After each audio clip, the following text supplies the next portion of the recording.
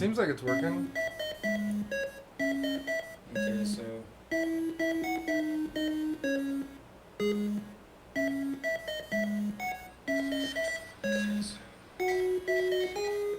Am I actually in the corner here of your broadcast right now? You're not on the screen. We're running memes. We have a live mic so they can hear us talking. You know, it's kind of like being in the theater with the curtain closed. Okay, so I should talk really loud then. They fuck a lot. Absolutely. That's what it's like in the theater. Yeah, maybe drop something or panic.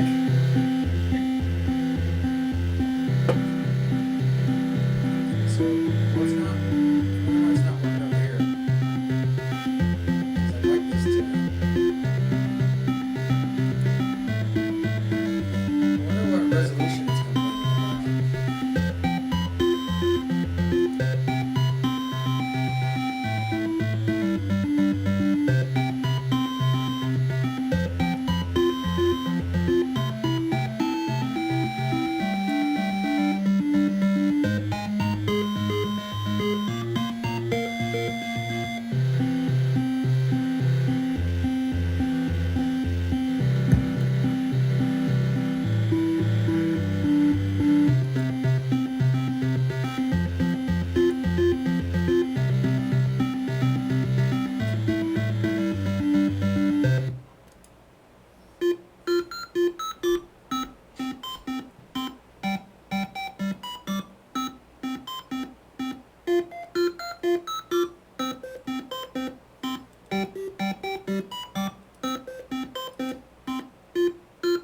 I guess I'm just gonna not care as long as you're. Send the link. All right. Thundercat. Yeah.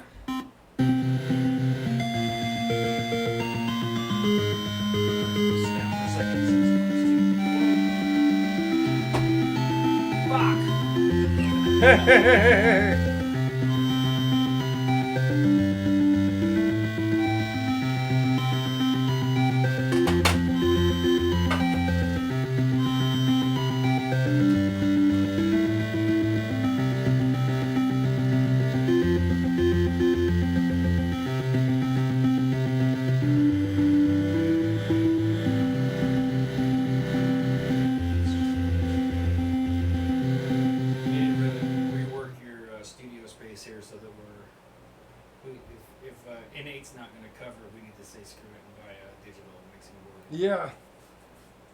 It's very true.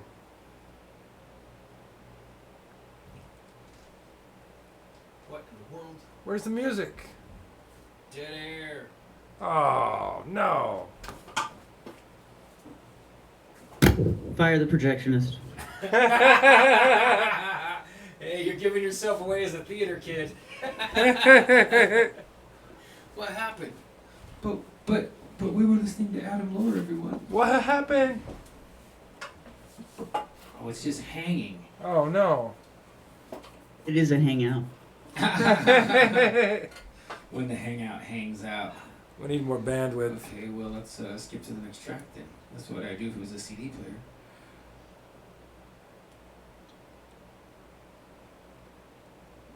Do you still listen to vinyl, Tracy? I would if I had a player. I need to get a player actually because I have a box of records that I haven't opened in a long time, and I was thinking of selling them, but I thought I might play them first. No, don't do that. If you sell them, let me know. Next time we're in that area, we'll just come buy them from you. Okay. Me and my girlfriend buy records at all the little secondhand stores, and then we play them while we're working in the kitchen or cooking, and it's fun. Cool. Apparently, this is not gonna work. You're going to reload the... I'm rebooting the music one more time, give it one more shot, because I was trying to shout everybody out and let them know, like, hello everyone. We're live. It's a limited... Y'all are wondering why I keep doing this show. It's because I don't have to worry about it, you know? It's like, I don't have to actually try or anything. That's the plan. We love that that's the reason that it works for you. No, it's the memes. the memes keep me coming back. I'm serious. Yeah, the memes are the best part, almost. Well, Jim and I didn't spend all that time sitting on the toilet making them for nothing. Yeah, the music isn't going to work. Should I play some music? I mean, You sure? Go ahead and do that real quick if you've got some. okay. We're just having the technology curse. Look out, Jim. Here comes synth pop. No. I'm just kidding, Tracy. Being cliche.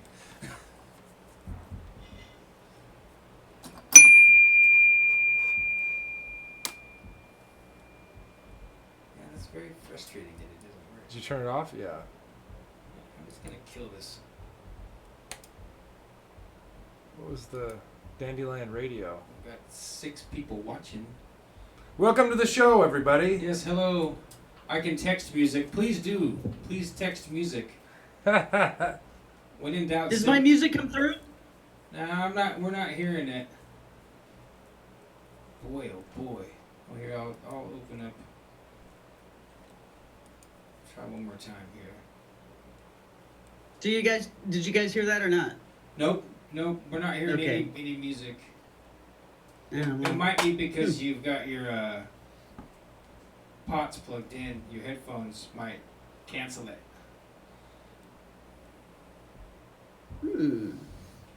So you're saying that Well, our let's just show wait to is see. less Let's pressure just- than coast to coast? I unplugged my headphones.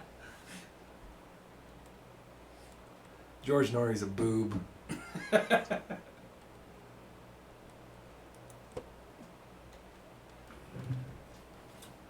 Tracy, did you ever actually talk to Art Bell?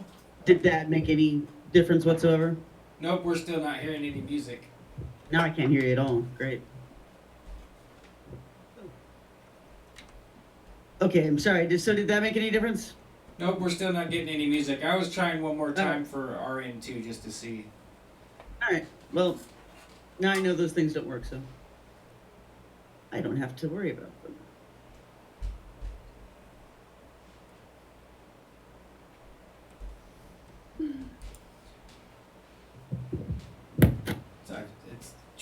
It's a dead air fiasco over here. One time I was at a baseball game and the sun was shining bright and you could see the little shiny blades of grass and the pitcher was stretching. He was pulling on his left arm far above his right arm. He was a left-handed pitcher. And I'm honestly making all of this up off of the top of my head because I have been trained as a performing artist to not allow dead air. So the pitcher, you could tell he injured himself, but he didn't want to take himself out of the game. Oh, yeah. They were down by 2 runs. I think it was the 7th inning, almost 7th inning stretch, and then he was stretching, so kind of it was like a stretch before the stretch. And I remember this kid crying in the audience. He was eating his cotton candy. He was reaching out, and he was holding his arm like he was having sympathetic pain for the pitcher, and you could tell he was rooting for that team. It was tragic. That sucks. It's not gonna work. Come on, man, give us some Adam Lore.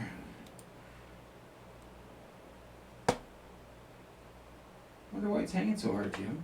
I don't know. I forgot to reboot This is what happens if you update an Apple computer, ladies and gentlemen. This I guess. is Never what updated, huh? happens. Yeah, I guess. We're a half hour late. But Tracy said she stuck around for the memes, so hopefully people are sticking around because that's all they're seeing right now is memes. It's Real Plus Ultra Hours. Who up? Use your phone next to the mic. Now, there we go. Ryan Martin's thinking. That's a good idea. You might need to turn your Wi-Fi off, though. Save bandwidth. But if I use my phone next to the mic, how am I going to go and share the link to everybody? That was my plan. Ah. This is crazy.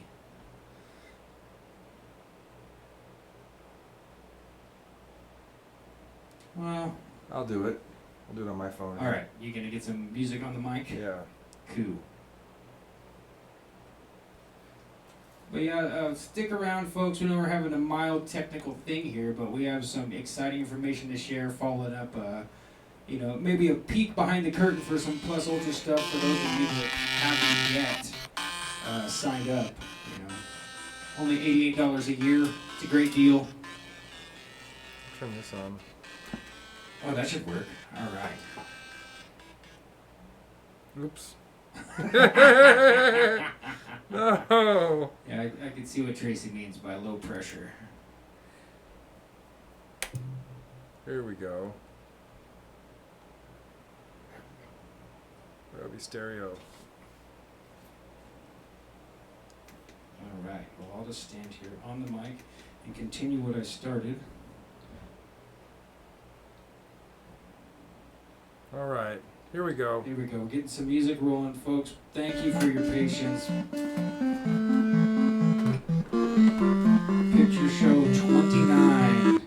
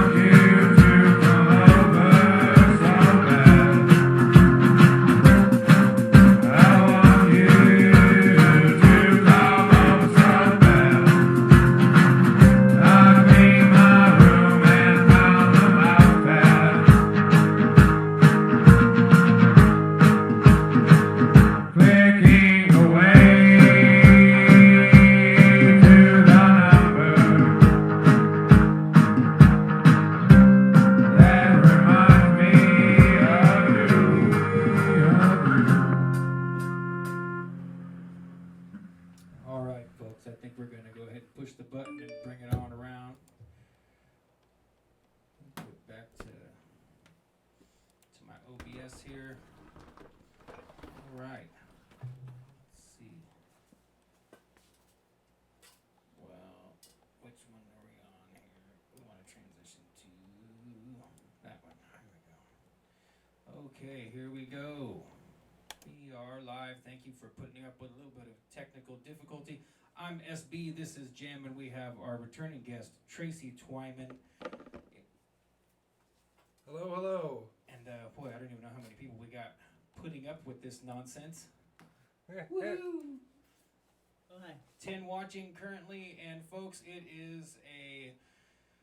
is picture show number 29 plus ultra. We got Tracy back to talk about all this fun, crazy occult stuff.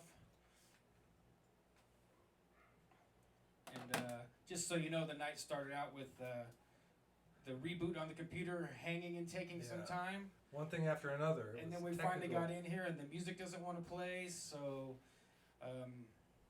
as Miguel Connor would say, the Archons are attacking us. It's gonna be a good show, though. But here we are. We're glad to be here. We're super excited to have Tracy back with us. So tell us, Tracy. Yes. Where do you want to start? I mean, what just popped into my head was Frank Sinatra, because I was reading that snippet that you sent me in DMs on Twitter, and I don't know if Frank's a good place to start, or I don't know. I think we have to follow your lead on all this, because it really is like standing on the line between your paid membership stuff versus what you're willing to put out there for anybody that's looking around to find. So Well, I mean, I'll be happy to discuss any aspect of it. The membership thing is, you get more stuff when you're a member, and you get the full videos. I've only been putting segments up on YouTube so far. And yeah, you're right. The essay is behind the paywall, but I'll be happy to discuss anything in the essay. But yeah, it's almost like, I think it's hard for people to imagine how much all of this stuff interweaves, and how much of what I've said in public so far to the general public is really, really tightly woven together. That, I've tried to sketch this situation, which what I'm talking about is, it started out as an investigation of, I guess, symbolism of Mickey Mouse. And really before that, it was actually kind of just the symbolism of the concept of the mouse and the word mouse as it's used in certain secret societies, and also in the criminal underworld. And how I came about that it's an offshoot of my Baphomet research, because in that I was looking for the origin. Oh, there's our book. That's the book I wrote with Alex Rivera, the Baphomet book.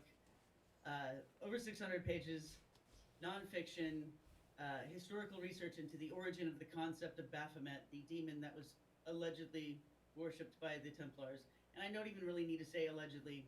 They were found guilty, and they were doing it. So, you could say it just like any convicted criminal. They really did this. They worshipped this demon called Baphomet, or it's an idol that they called Baphomet, that was inhabited by, or was the touch point to, a spirit that they were talking to. And at any rate, part of the etymology of that is to be found in the Oxford English Dictionary. They talk about how, according to them at least, the word Baphomet comes from Muhammad, the way that Muhammad used to be pronounced in France in the Middle Ages. And the idea is that the word Muhammad was used back then as a generic term for any kind of idol worshipped by a pagan, or used in a heretic ritual or something like that. Because I guess the idea was that people, the layperson of Western Europe, didn't know really anything about the theology of Islam back then, so they had idea, kind of a Right, like a vague view.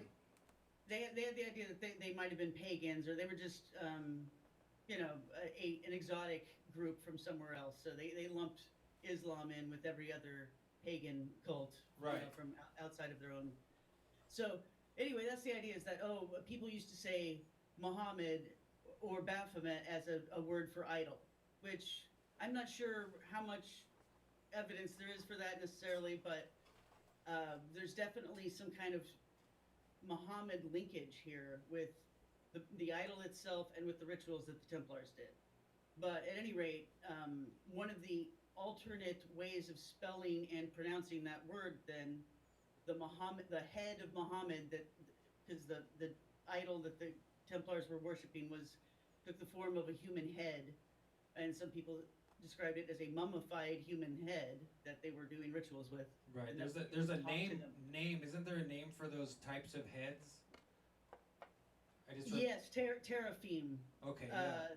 They're referred to in the Bible.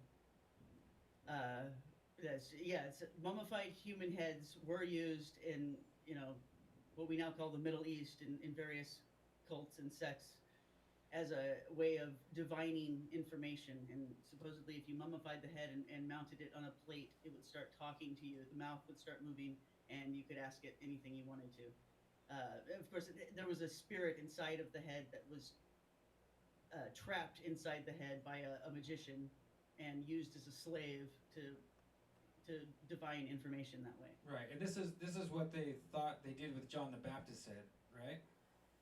Yes, well, a lot of Templar scholars in the last 100 years or so have suggested that either that was the head that the Templars had, because they did have a certain affinity for John the Baptist, or maybe they thought it was John the Baptist's head. So anyway, one of the words for Baphomet, or the Muhammad, this type of idol, according to Oxford English Dictionary, was mouse, moth or mouse, Mauffe, or Mauze is how it's spelled in this, this definition in the dictionary.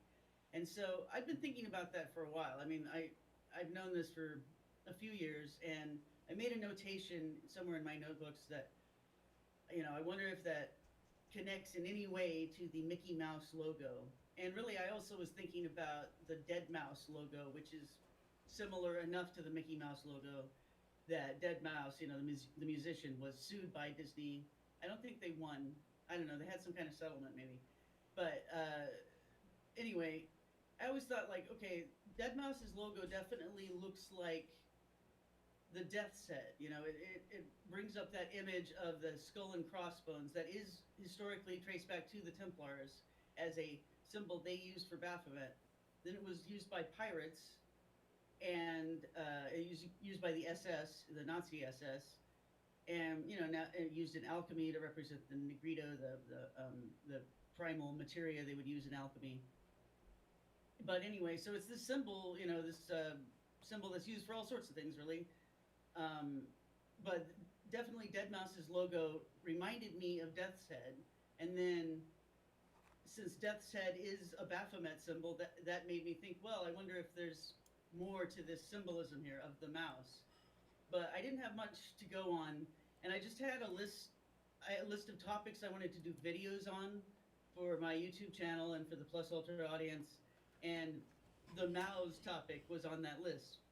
So I decided to do a video about it, and I started working on it. I started working on writing some material to be in the video. And that's when I came up with this connection that ended up not only filling out the whole video that I was making, but then I realized I have to make more than just this one video. And I ended up writing what I think is a book here. I'm going to edit it and lay it out, and I think it'll be the size of a book, and I'll publish it here.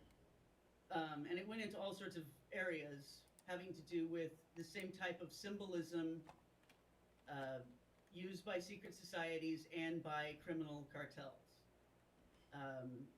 So what made the breakthrough here was thinking about the scene in Rosemary's Baby, when Rosemary gets drugged by the cult.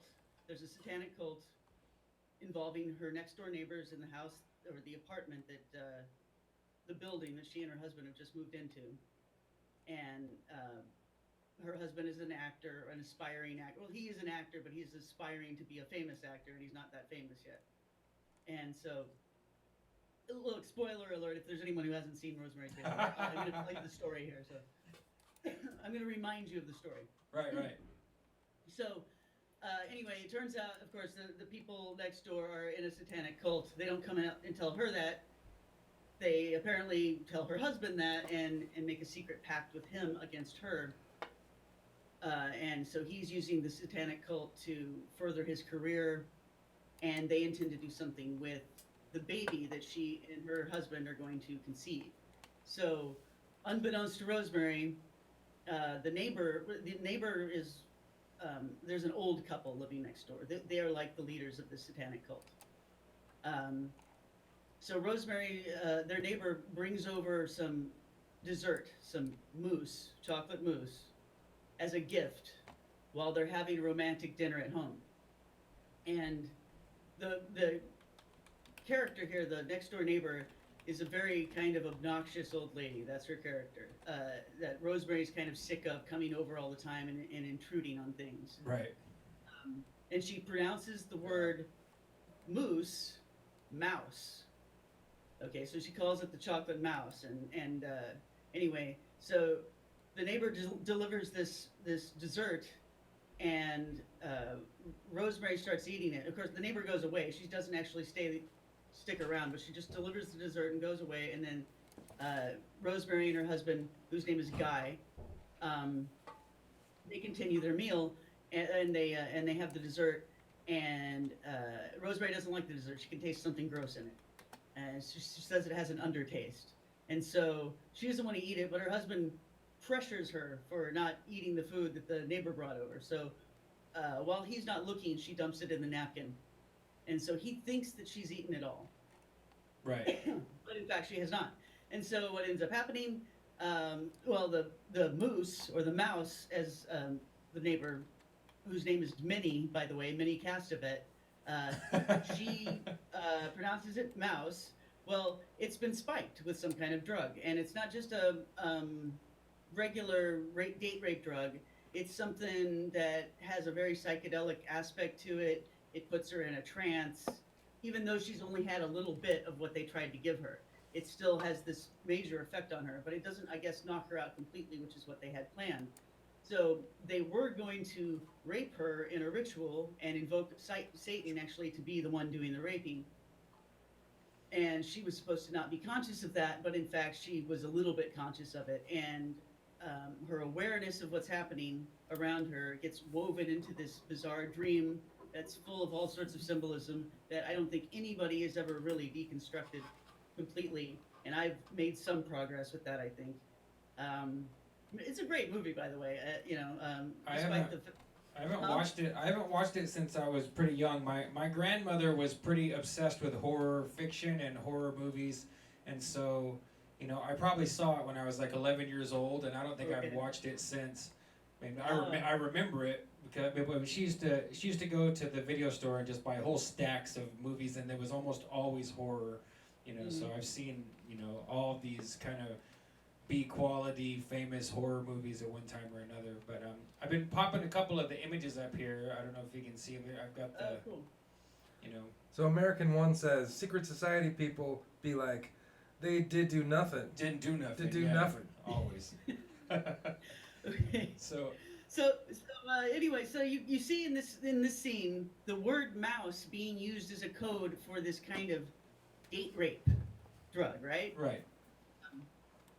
So. And it's Minnie who delivered it. Okay, and then I thought about the fact that back in the old days they used to call doing this slipping a Mickey. Right. And I started looking up the origin of that. Now there's a story about a saloon owner named Mickey Finn that did this to patrons at his saloon, and then he would rob them, and so it was in that instance just to take advantage of someone. But what I ended up doing, and you can see it in the video on Plus Ultra. You can see some of this on this segment that I put for free on YouTube. But I wasn't sure if YouTube was going to let me use the footage from Rosemary's Baby. at all. So I just cut it short just so I wouldn't have any problems on the YouTube version. But if you join Plus Ultra, you can see the whole video where I really make a very good case, I think, that this concept of a mouse being used as a vector to kind of surreptitiously slip something in to drug somebody, either for criminal purposes or for ritual purposes, or both, because sometimes they're combined. I showed that these things are connected, and there's a whole bunch of other things connected to them that are related. So it would be impossible for me to go through all of the steps of research and concept connecting that I went through.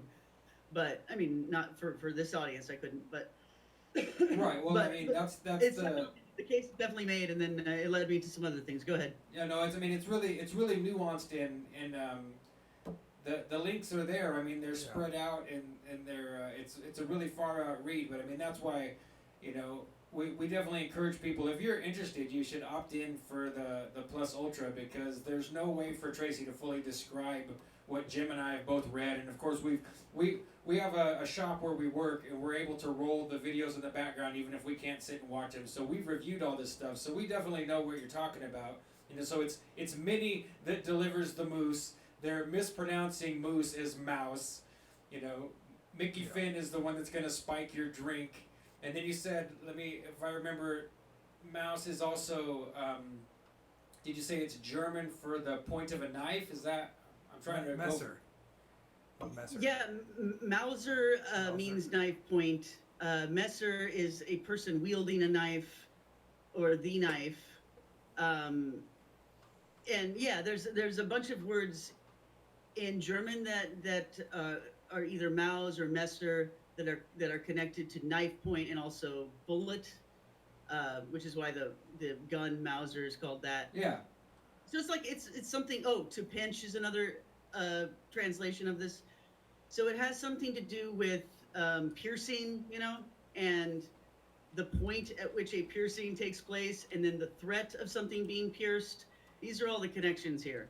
And it really connects in a lot of ways to the concept of, like, okay, you've seen the picture of Saint Michael spearing the devil, the dragon. He's holding him beneath his feet, and then he's got a spear either going through the dragon, or much more often, it's just about to go through. Yeah. And then you'll see St. George doing the same thing. Or you might have seen a symbol of a crucified serpent. This is a alchemical symbol. All these things are connected, and it has to do with, for instance, in alchemy, they say it's the what do you call it? Arresting the mercury. You're trying to put it in a solid state. Right, trying to coagulate it, because that's the solve coagulate, right? Yes, and so in alchemy, they'll talk about mercury being this this wild young man that you have to capture and imprison so that you can use him as a slave to do what you need. And he's always trying to get out because he can turn into a gas and escape. And because he's Quicksilver, so he can be liquid, he can be a gas. He's very wily, but you want to solidify him. And there's a very specific term they use in alchemy that's escaping my mind right now. But anyway, to me, that's what this symbolizes. Alchemists have always said the crucified serpent represents that, solidifying the mercury, and I think that it's the same symbolism of a threat, the death threat. Okay, and it's like, okay, in chess, how you win, you don't even kill the king, you just put him under a mortal threat, right, and then you've won. I want to interrupt you for just a second, Tracy, because I popped up this picture of St. George and the Dragon, and it just reminded me that in that new movie of Rampage with The Rock, do you guys know the video game Rampage, where you go knock down the buildings? Yeah. In the new Hollywood movie that they just made about that, we went and saw it in the theater a month ago or something, and the monkey's name is George. And spoiler alert again, it's not like it's a really deep plot or anything. It's based on a video game, But at the end, George ends up turning good and fighting the big lizard, the huge alligator. And so Wow. it's the final scene is him putting a spike or a dagger through his Ah. neck. And so it's George versus the dragon in that Rampage movie. So it's definitely worth seeing just if you're a person who picks apart occult meanings in movies, which most of the people tuning in to this probably are, or a lot of them are. It's definitely worth taking a look at that because there's some. It's not poor anyway. It's a good movie, but it's got some underlying symbolism in it. But Hmm. I didn't want that thought to slip by, so go right ahead. Oh, it's all right. I'm trying to, I guess, paint for people the picture that we do have some meanings behind Mickey Mouse that really started to come through once I started pursuing this route here. I made the point that his okay, the symbol with, of course, there's one larger circle and then two smaller ones, but just for the purposes of decoding, because that's their logo, and I don't think I can find specifically that too much anywhere else. But I found things that were kind of close to it. So I brought up the club that you see on the club symbol on a deck of playing cards. That's somewhat close, and close to the Mickey Mouse symbol. And then I thought about, okay, well, there is a Mickey Mouse club, and then there's the meaning of a club as a cudgel, something to hit somebody with, and that it's a way of knocking someone out, just like slipping them a Mickey. Now, when I was talking about secret societies using this, there's a couple of instances I can bring up. For one, I have heard from a reliable source who I will never name uh, that this is part of the induction ritual for the Astrum Argentum order, which is an order that's a little bit higher than the OTO. It's another Crowley order, but it's considered more elite. And their initiation ritual involves slipping the person a Mickey or using chloral hydrate on a napkin or something like that. But you incapacitate them.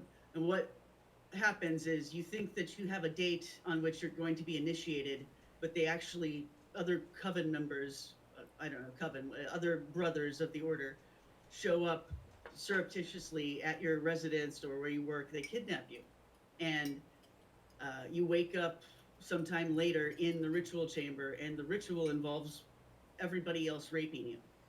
Wow. So after hearing this from an informant, it took years before I heard anything like it, but it came out eventually. I started hearing other people, mostly on forums and things like that, talk about it. So there weren't articles about it or anything like that.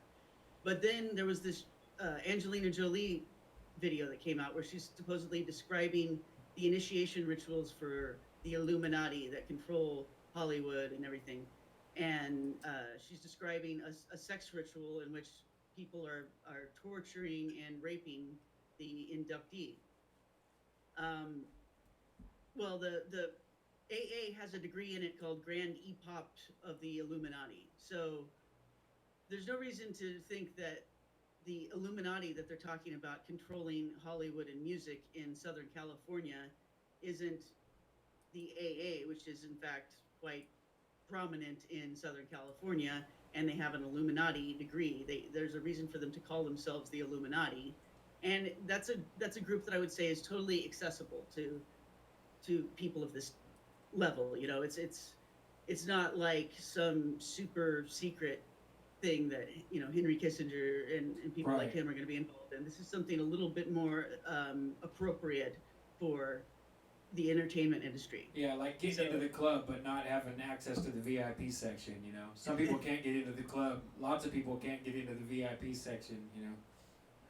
And well, I can't believe people want to be in the club. If this is what it takes, have to go Yeah. through this, and then you get to be you know, you get to be a star, and then you have to be in these dumb movies and shake your ass on stage and everything. Oh, I don't yeah. know why anyone would want that, but anyway, so there's an example of a secret society using slipping someone a Mickey, essentially incapacitating someone in order to bring them in for their initiation.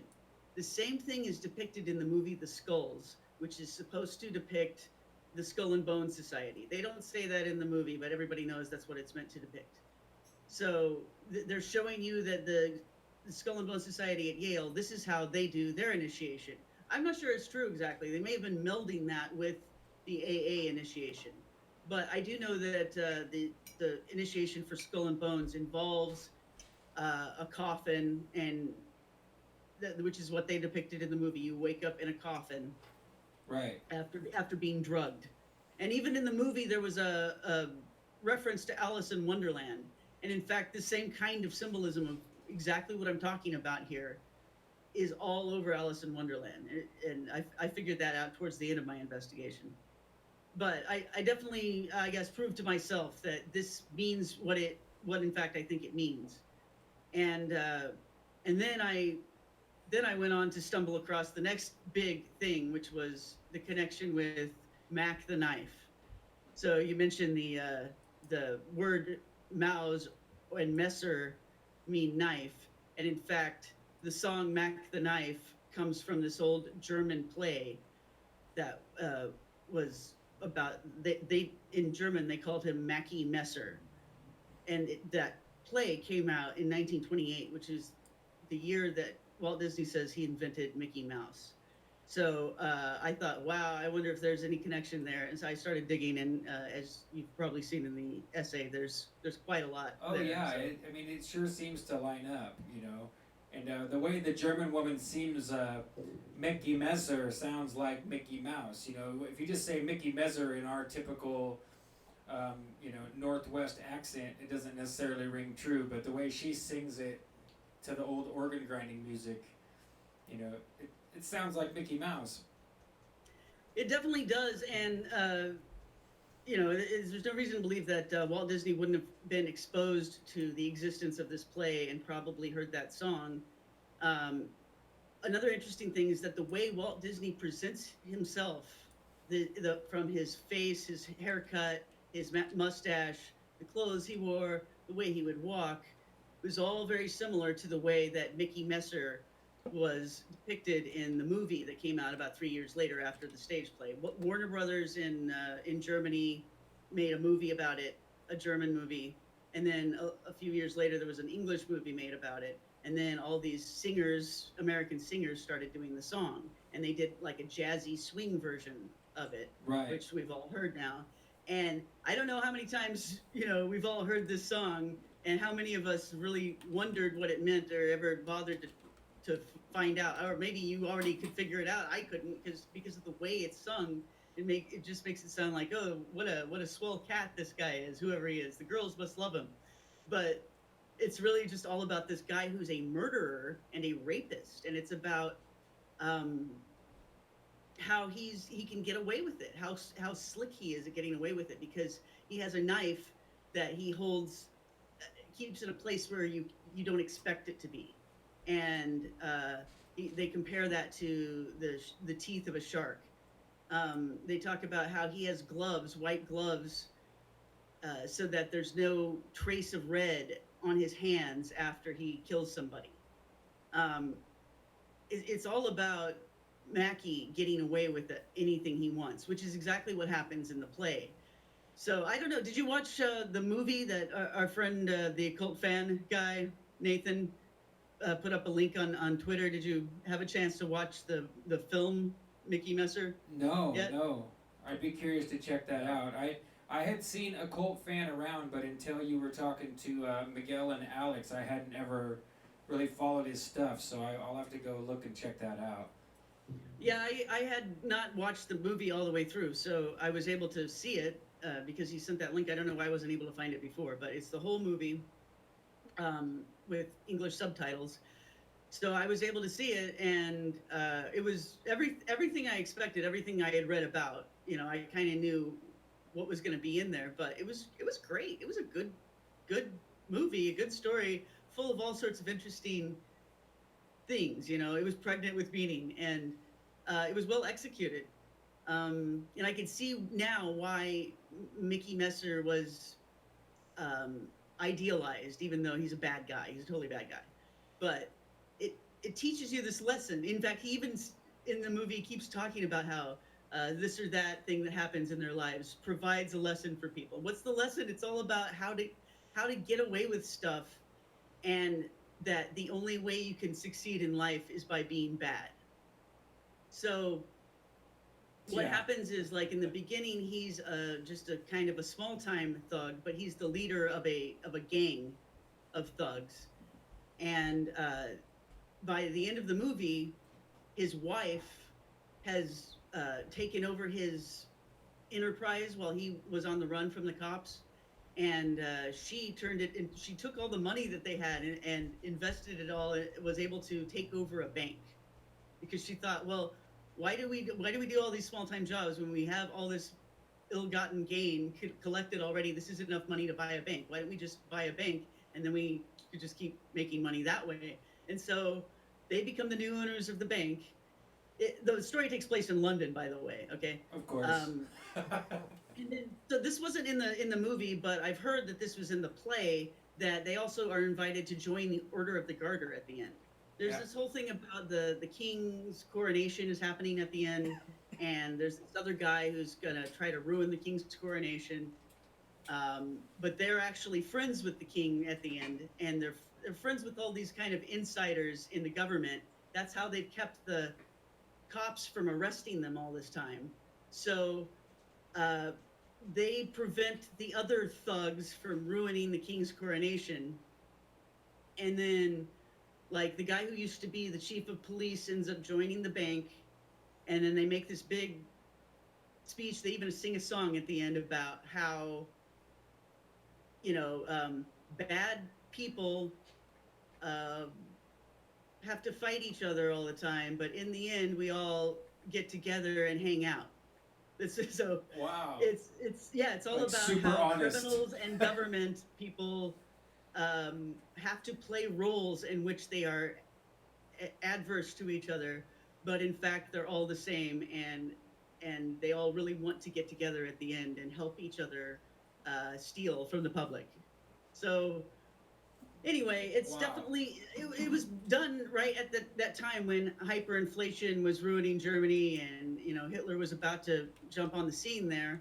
Um, so it was this commentary about banks and how banks are crooks essentially, and that in fact there is a crossover between the criminal underworld and corrupt people in the government, obviously, Yeah, it's making me think and banks. of that horrible child rapist that was so famous in Britain. His name escapes me right now. Jimmy Savile? Yeah, Savile. It makes me think of Jimmy Savile, like the same thing, like this horrible, atrocious, murderous person who's in good with the royalty and can get away with murder and get away with whatever he wants to. Jim will fix it. Yeah, and maybe everybody hates him, but even at the end, we'll just have to put on our nice clothes and have a party together anyway, Well, this occurred to me too. Like, okay, if they join the Order of the Garter, the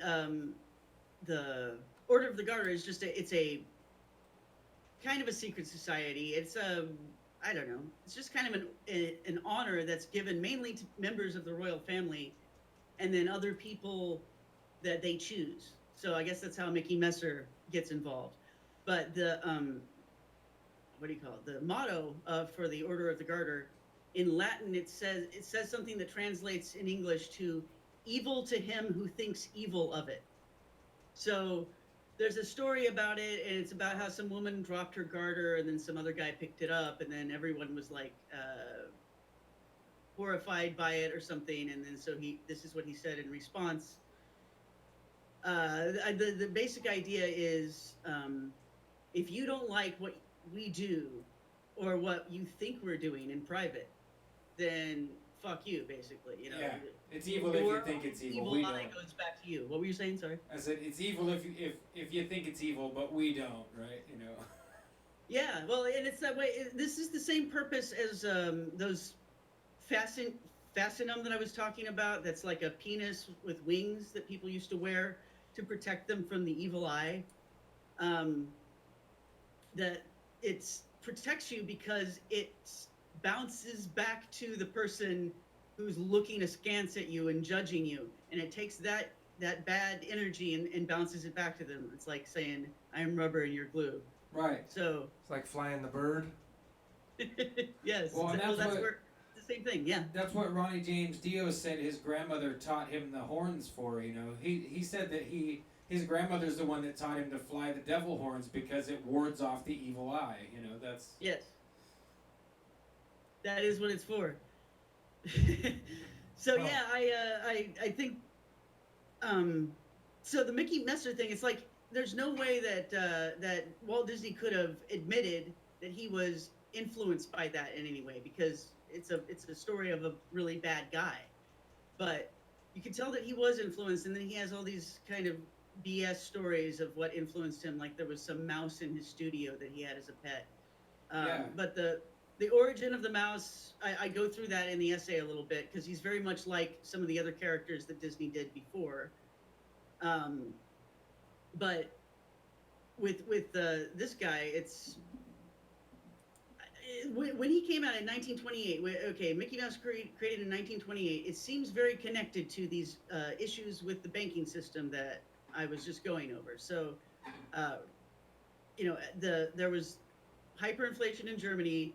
There was stuff going on here. There was the stock market crash. It happened actually. Stock market crash happened, I think, right before this Mickey Mouse film called The Opry House came out. And this is the first one in which Mickey was wearing gloves. right. Which is exactly, they look exactly like the gloves that Mickey Messer wears in the Mac the Knife movie. And they even have 3 black lines on the back, just like Mickey Messer's. So Disney says that this is to help contrast his hands against his body, because the rest of his body was black. Right. I've got Steamboat Willie up here on a little GIF so people can see that, you know, before the show that Tracy's talking about, you can see here's Mickey Mouse when he was still called Steamboat Willie, and here he's got black hands, and so all of us are obviously familiar with him with wearing those what I would call opera style gloves, but apparently they're murderer style gloves. But okay, that's interesting. So you call them opera gloves, and so the one that he premiered the gloves in was Opry House, which I just thought, is that an homage to the Three Penny Opera, which was the name of this other stage play? And then I thought about I don't know if you can find it, but there's a cover of the Three Penny Opera, like the what do you call it, program for the play, where you can see the curves on the 3 kind of resemble the Mickey Mouse ears. You think about 3 pennies, okay, that's 3 circles. And then there was another connection with the symbol for 3 circles that I haven't gone over yet, but is very important. So 3 circles represents the Trinity in Christianity. It also represents this one guy that was a champion of the concept of the Trinity at the Nicene Council, and that's St. Nicholas, of course, the origin of Santa Claus. Well, St. Nicholas, yes, supposedly he was at the Nicene Council. He punched the heretic Arius in the face because he was denying the truth of the Trinity. Nicholas's symbol is 3 circles. And I think that must represent the fact that he is this champion for the Trinity, right? Right. But it's also, I think, he represents the Trinity himself, because the Trinity literally is 3 different personalities of God. And Nicholas has at least 2 personalities and probably a third. But he has this sort of dark shadow figure that in the stories about him appears to be, I think, yeah, his doppelganger, his alter ego, but supposedly it's this other guy who's called Père Fouettard, or Knecht Ruprecht is another way of saying his name. And then there's another version of him, but sometimes they're both present and together. But this other version is called Krampus, and so probably a lot more people have heard of him, because he's kind of a satyr monster, goat-headed figure.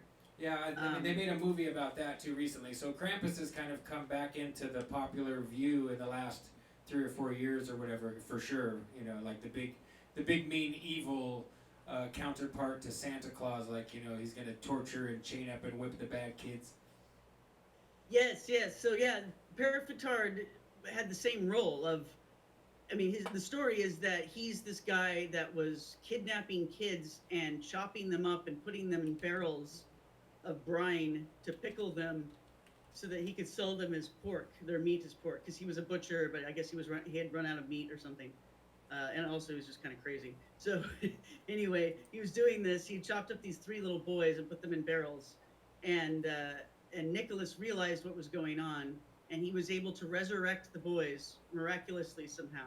And then the Père Fatard fellow felt bad afterwards, and so he became this spirit of penance. The spirit of Christmas past or something. This the spirit that would just follow Nicholas around. And originally he was flagellating himself because he felt bad for what he had done, and then that's kind of morphed into this thing where he's hitting the bad kids who don't deserve Christmas presents because they've been bad all year long. So yeah, Nicholas will come into that's the town. same character Go as ahead. Black Pete? Huh? Is that the same character as Black Pete? Was that his name, Black Pete? Yeah, yeah. Perifetard is Black Pete, is Necked Ruprecht. That's the same character, yes. So that's all the same guys. Okay. I found an And image here. I don't know if you can see that or not, Tracy, but that image of the three pawn shop balls, that's the image of Saint. Is it Nicholas. Saint Nicholas? And that one to me really looks like Mickey Mouse. That. Yeah. Hanging in that order in that way, I can definitely see Mickey Mouse in that. So that's.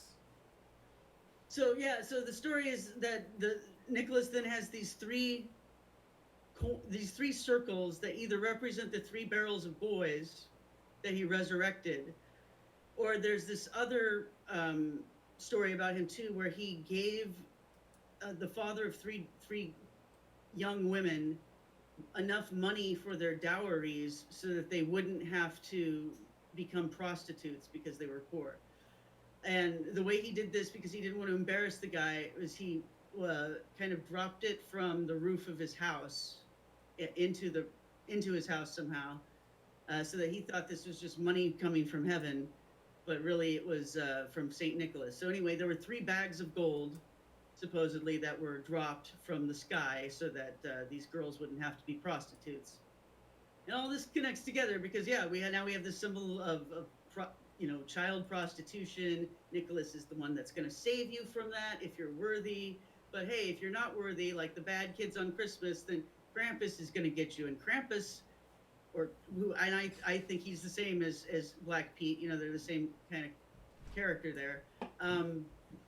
He actually will not only hit you with a whip if you're bad, but pick you up and put you in his bag and take you away to his lair and have his way with you.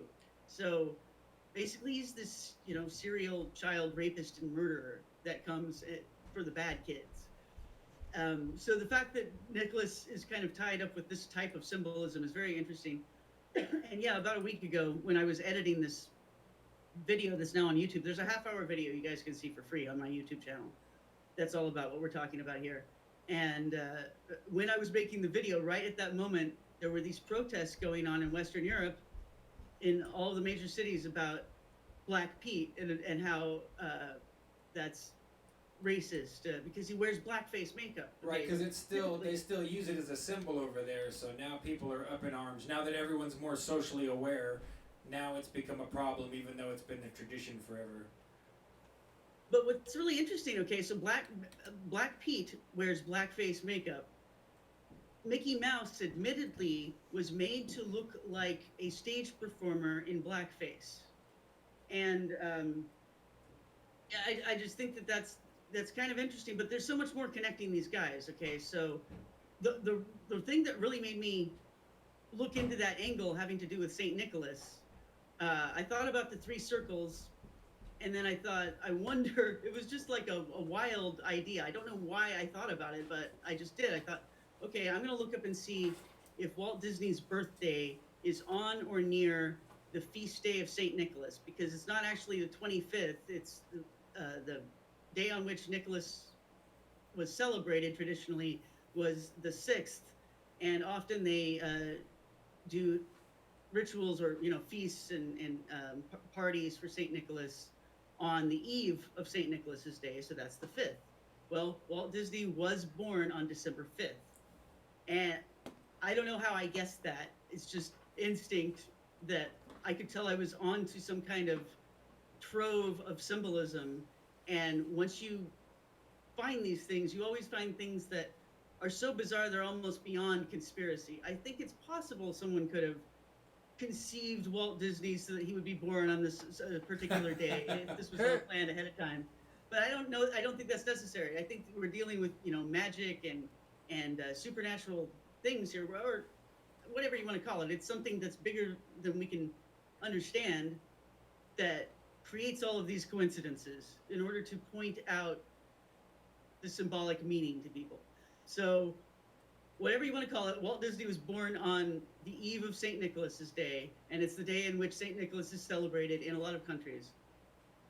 And not only that, well, we got the 3 balls with the Mickey Mouse head, and then there's the way that St. Nicholas's name is actually written and pronounced in some of these European countries, where it's written with an M instead of an N, and it sounds very much like Mickey. There's at least 6 different versions I used in the video that are similar enough to Mickey. So that it's Nicholas instead of Nicholas? Nicholas. Like, Yes. Wow. Yeah, I forgot about And like that Miklov part. and Mikole Okay, and things like that. Miklov. Yeah. So and then there are early films of Mickey Mouse playing the role of Santa Claus, and then just think about your childhood, think about your memories. Aren't there certain things that just seem to go together? And for me, it's like in the 20th century, I think, Walt Disney, Mickey Mouse, Christmas, Santa Claus on the Coca-Cola bottle and drinking the Coke in advertisements, and McDonald's having like Disney tie-in toys, especially around Christmas and all this kind of stuff. To me, I thought all these things are kind of stuck in my head and connected as representing Christmas, American commercialism, and how those concepts are exported to other countries. Well, as it turns out, okay, Ray Kroc and Walt Disney did have an extensive friendship. They were driving an ambulance together in World War I, and then years later they connected again and made a bunch of business deals so that Disney had a big hand in doing cross promotion. Wait. McDonald's. Ray Kroc and Walt Disney were That's insane. in the war and driving an ambulance together? Yes. I didn't know that. Wow. And I just found a picture of Walt Disney standing here with Santa Claus, and maybe it's just the subject of conversation, but to me, he looks like he's dressed like Mickey Messler. Absolutely. That's the same outfit, So. Yes. Oh yeah. So Wow. what was it? Oh yeah. It's kind of fun to do the impossible. Bring together McDonald's and Mac the Knife. They did a promotion for McDonald's at one point, a Mac commercial Tonight. that had this puppet with a moon head, like a crescent moon head, singing, playing the piano and singing Mac the Knife, but they did change the lyrics a little bit so that it was about McDonald's. Oh, now wait, the puppet with the moon head, if that's the same puppet I'm thinking of, he's become like the guys on 4chan grabbed him and made him into like the ultimate horrible white supremacist emblem. Really? Oh, Yeah. wow. Yeah, Moon Are you Man. sure it's the same one? Let's see. Mac Tonight Moon Man. Yeah, I'll bet you it's the same guy. Wow. Absolutely. Like if you search Moon Man meme, you will get the most horrendous white supremacist memes, because when Pepe came out and they were arguing back and forth about whether or not Pepe was really a racist meme, the 4chan image, the shit posters on 4chan were like, well, no, Pepe's not really, but we took Moon Man and he is, and they just made like all these terrible white supremacist memes with this guy. So it's the same guy, you're sure? Absolutely sure, no doubt about Okay. it. That's amazing. I mean, That's amazing. If we weren't Yeah, if we weren't on YouTube, I would type meme right now so you could see. But I am terrified to think of what might pop up, so I don't want Might to as do that. well. Okay. Oh, it's bad. It's bad. You could do it off screen, I suppose. That's true. And I can Yeah. talk while you're doing it. The another interesting thing here is just that the moon head, in my mind, represents the knife of Mac the Knife anyway, because I connect Santa Claus most certainly with Saturn. Saturn is the one that castrated his father Uranus with a sickle that I have in previous writings connected with the moon, because that's the way it was represented in so many of the myths that I was drawing on, Greek myths.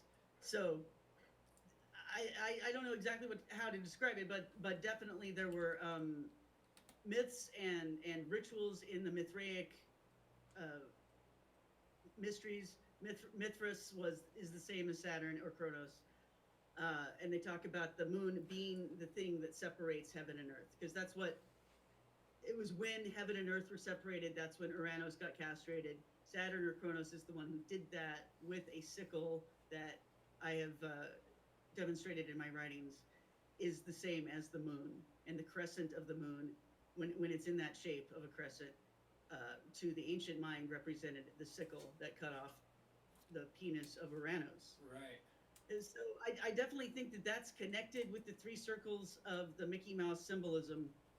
And I even threw in the fact that the Skopsy sect that from Russia, this is a sect of Christians that used to practice full castration of the penis and testicles.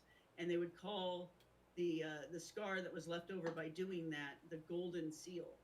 And the image of the golden seal that I've seen in books looks very much like the Mickey Mouse logo. Oh man, that's So scary. the three circles are a little bit more separated than they would be in the Yeah. Mickey Mouse logo. But I saw it looks that the same. picture on your video. Was that a drawing or a actual photograph of the golden seal? Well, I don't really know, because it comes from a picture in a book that is itself so old I can't really tell if it was based on a drawing or just a really old photograph. Tracy, I'm gonna fade this So, one I'm not meme sure. over so you can see it, just to confirm for you and anyone in the audience. I'm not gonna roll a bunch of these, but there you go. There's the Moon Man. Like I said, That's Mac tonight. full blown craziness here. Attend more clan meetings. It says no NTV 2017 New Year's resolution for white guys. And if you search it, I mean, there's just hundreds and hundreds of these because they just think it's so funny to take. I had no idea. I'd forgotten that it was a McDonald's icon, and I did not remember definitely that. After you said that, I remembered get Mac tonight. Mac Like tonight. it came into my head Yeah. from my childhood, but that's just crazy. Just crazy. Oh man. Well, I'm gonna let you keep going, Jim. I'm gonna step away for just a second. I'll be right back. Okay. Scared to piss. So yeah. So Go ahead. no, I'm amazed at that, considering what we're just talking about the protests with the blackface for Black Pete, and then I connected it to this Moonhead dude, and he's a white supremacist meme. I had no idea. Yeah, that's crazy. Now, there's another thing about Black Pete too, which is that's the name of Mickey Mouse's nemesis in the Walt Disney universe. Oh yeah, the big guy. Yeah, and I think that this is the same guy that owned the boat in Steamboat Willie.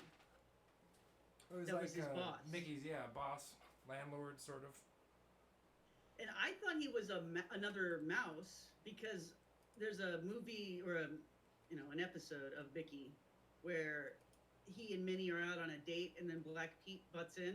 So I kind of thought they were the same species, but you can't really assume that, I guess, in the Disney universe. So I guess Black Pete was going after Minnie, even though he's a cat and she's a mouse. But and then I don't know. I was reading about Black Pete. I guess in some episodes he's a bear too. So he's some kind of black creature, which is I think this is interesting. Like even the people that draw these cartoons can't decide sometimes what animal these things supposedly are, which makes me feel a lot better because a lot of times I can't tell, you know. And I really wonder.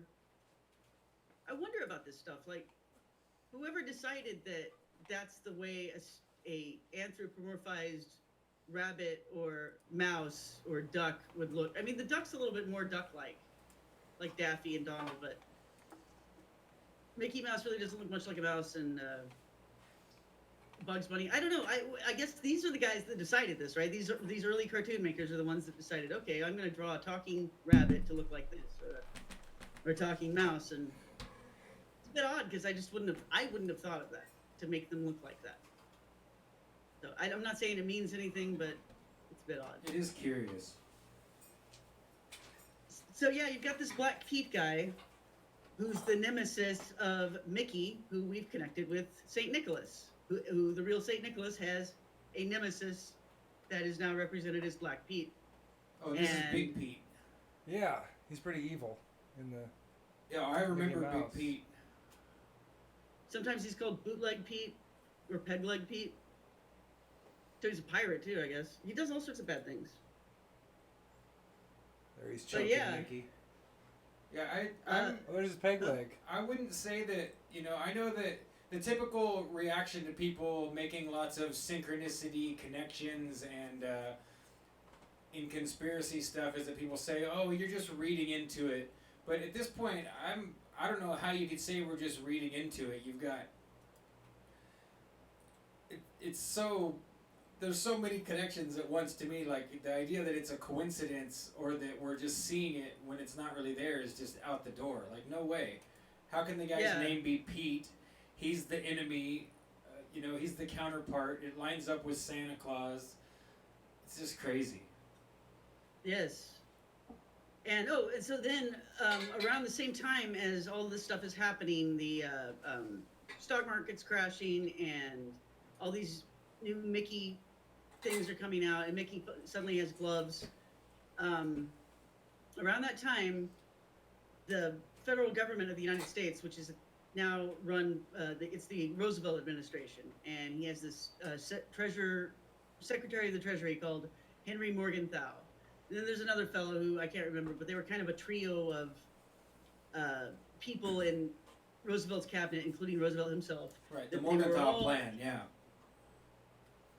The Morgenthau plan. Yes, they had the same plan for how to rescue the United States from its financial difficulties. And also, they were all connected in the same Masonic lodge there in Washington, D.C., and they were all disciples of this one Russian mystic whose name was Nicholas Roerich. And so this is the guy. Yeah. This is a guy that. I'm sorry, what? Oh, sorry, just Nicholas again.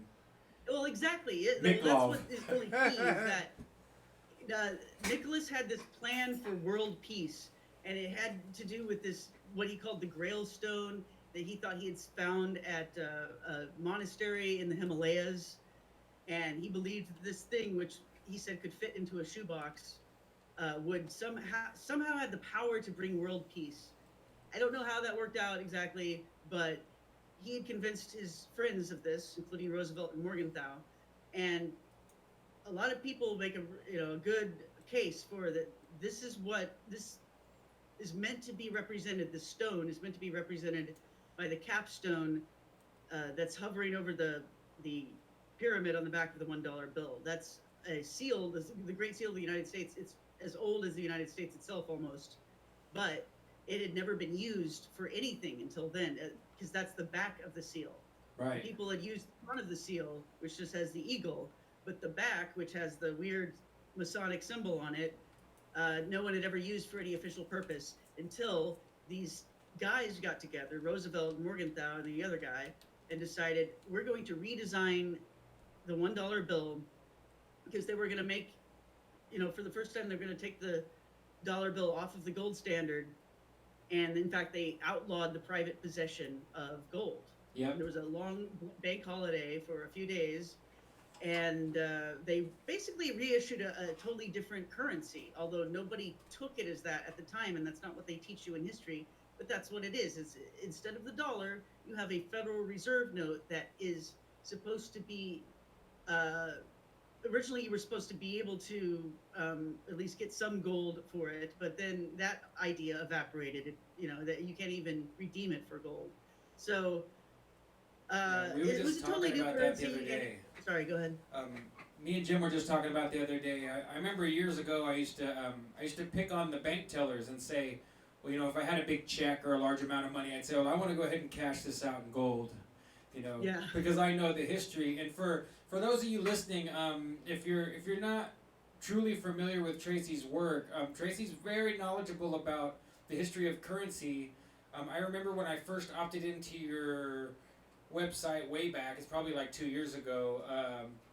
There's money grows on the tree of knowledge, and I mean, of course, this all ties into the Templars and how they started the checking system and everything. But if I remember correctly, it's that it all ties back to goddess temple worship, and that you have to make a sacrifice and you get a token coin so that you can use the temple prostitutes, right?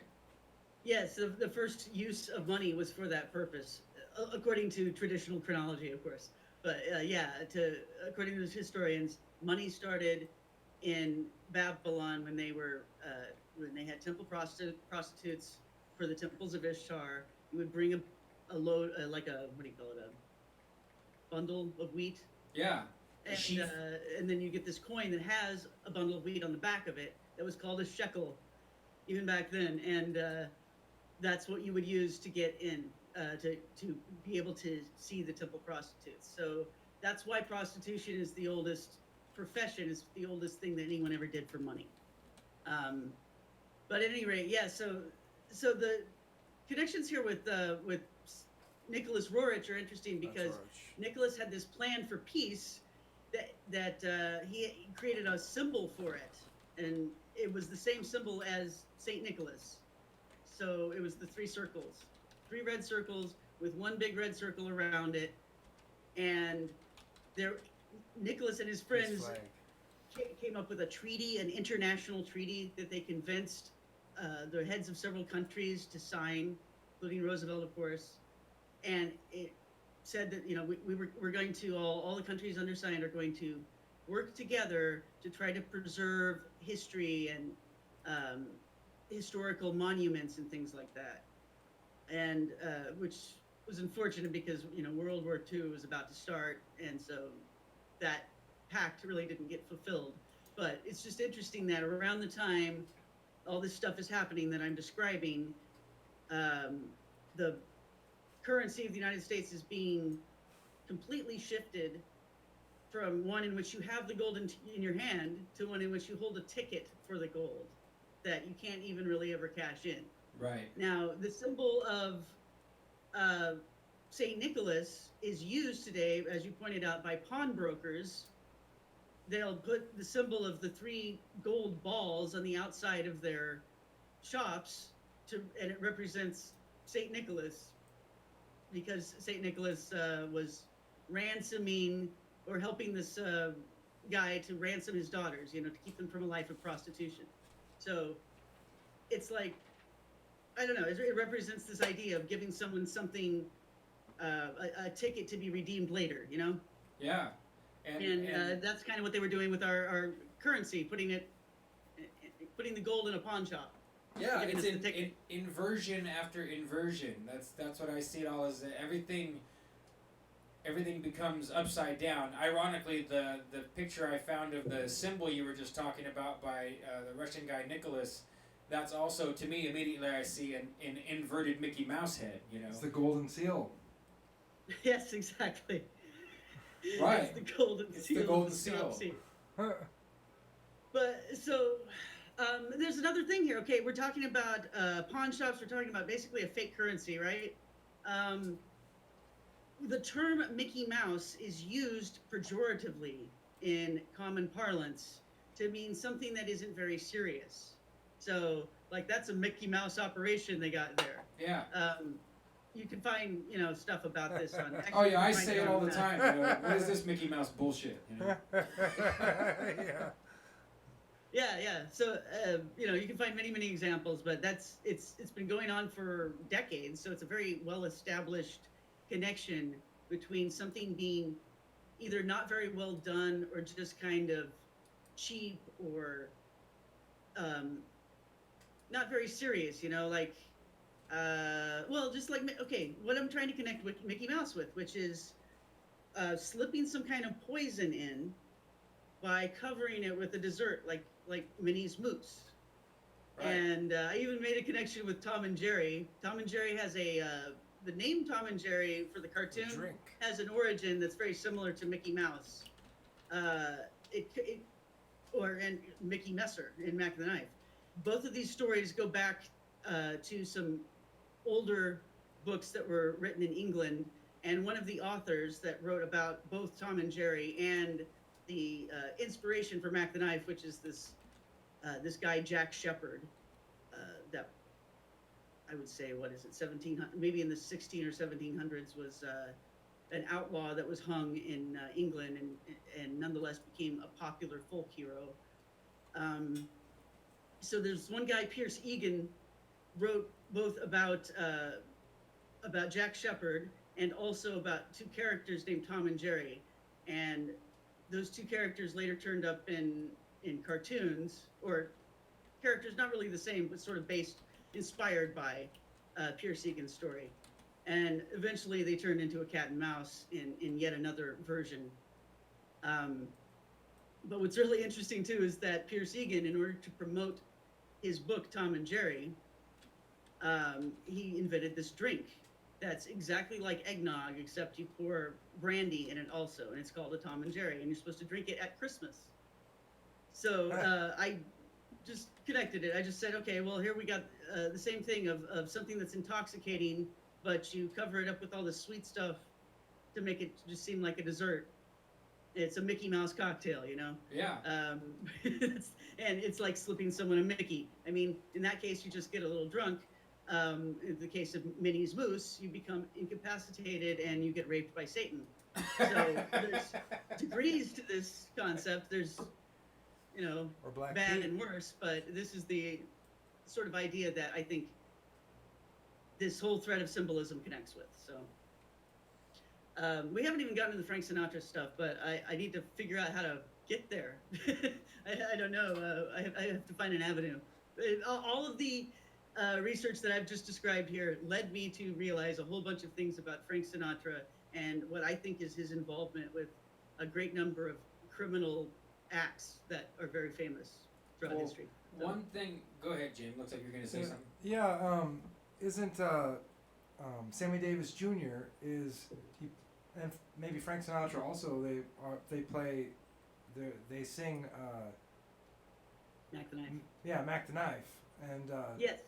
Sammy Davis Jr.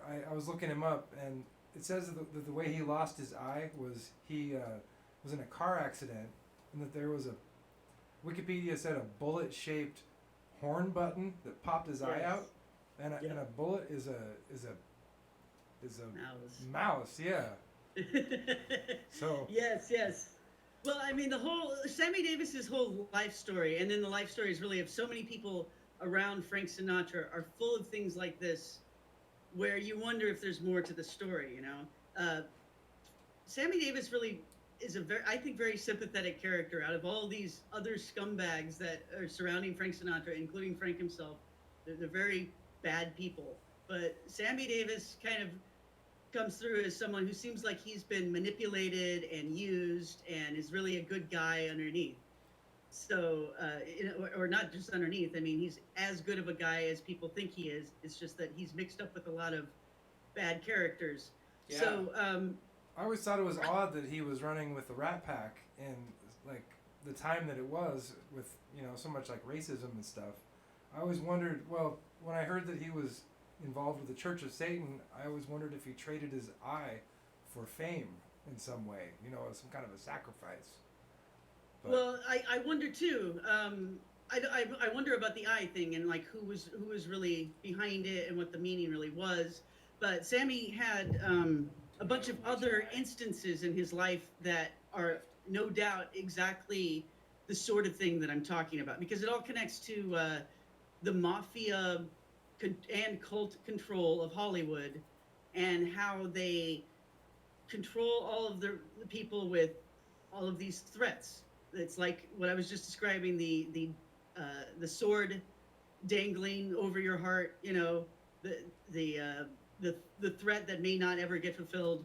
um, this threat is present, and you can see that the threat in fact was fulfilled in many cases with people around Frank Sinatra. So if we talk about Sammy Davis, he, for instance, had a couple of occasions in which he wanted to marry a white woman or date a famous white woman, and was forcibly discouraged from doing that.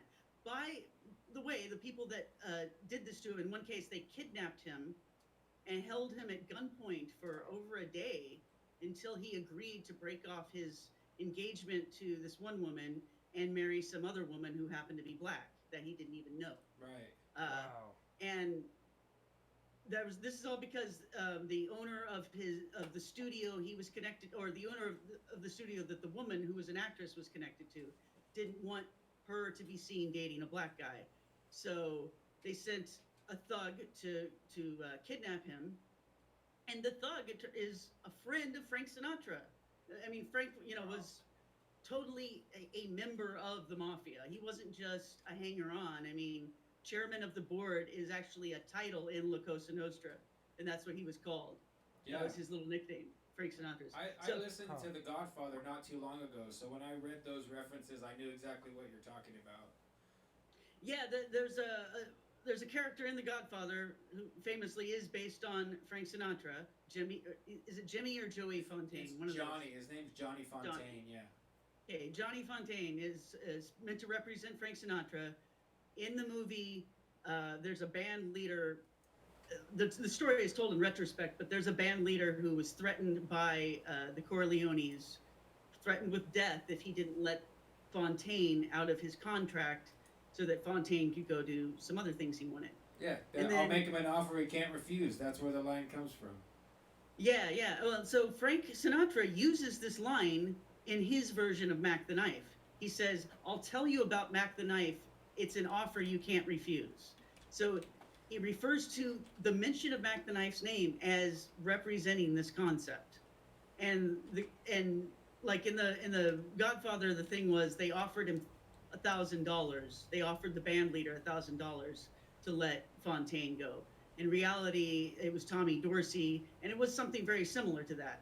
They offered him an amount of money that was a joke, because they really just wanted him to let this guy go, and it wasn't really an offer because there was a gun at his head. So, Right. No, we have to give you something, so you're gonna take what we give you. Here's $1,000. Can't refuse it. Or else, well, that's okay. What can't you compare that then to someone coming to your door and saying, "Hey, you have to give me all of your gold, and I'll give you these dollars." Yep. Yeah, exactly. Well, if Or what, you say no? if you back somebody into a corner and give them no way out, they'll fight to the death. But if you give them a way to escape, then they'll take it. So you give them an offer that you don't say, "Hey, we're gonna kill you." We're gonna say, "Hey, take this offer. You can have $1,000, or we'll kill you." And they'll be like, "Oh yeah, well I'll take the I'll deal. take the I'll take the $1,000. $1,000."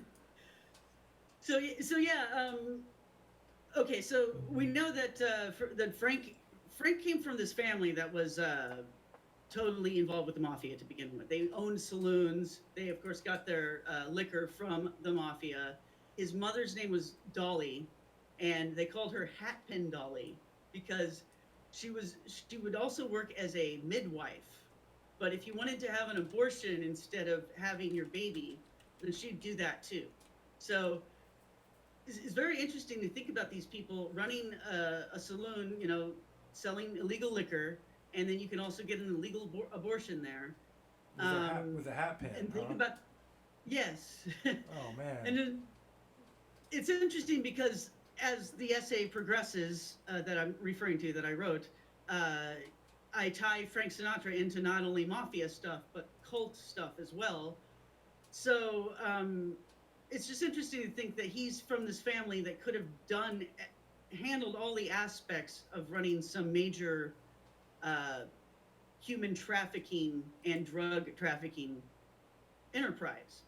such as a lot of um, the cults and cult crimes that I deal with in the essay would have required.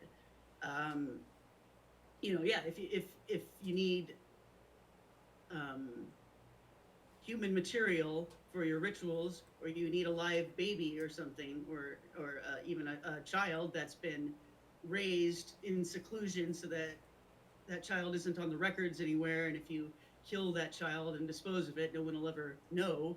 Well, this would be a great source, is someone who's a mafia controlled midwife who doesn't mind doing abortions. And what's interesting too is Dolly was born on another significant date, which is called Childermas.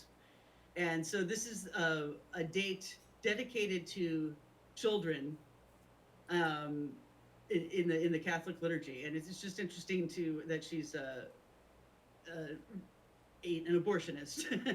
And anyway, so yeah, so Frank Sinatra, very bad guy. Oh, and he also early on in life, he was doing what he called floor shows, and he was acting as a, a teenage prostitute, prostituting himself to grown women. He says women.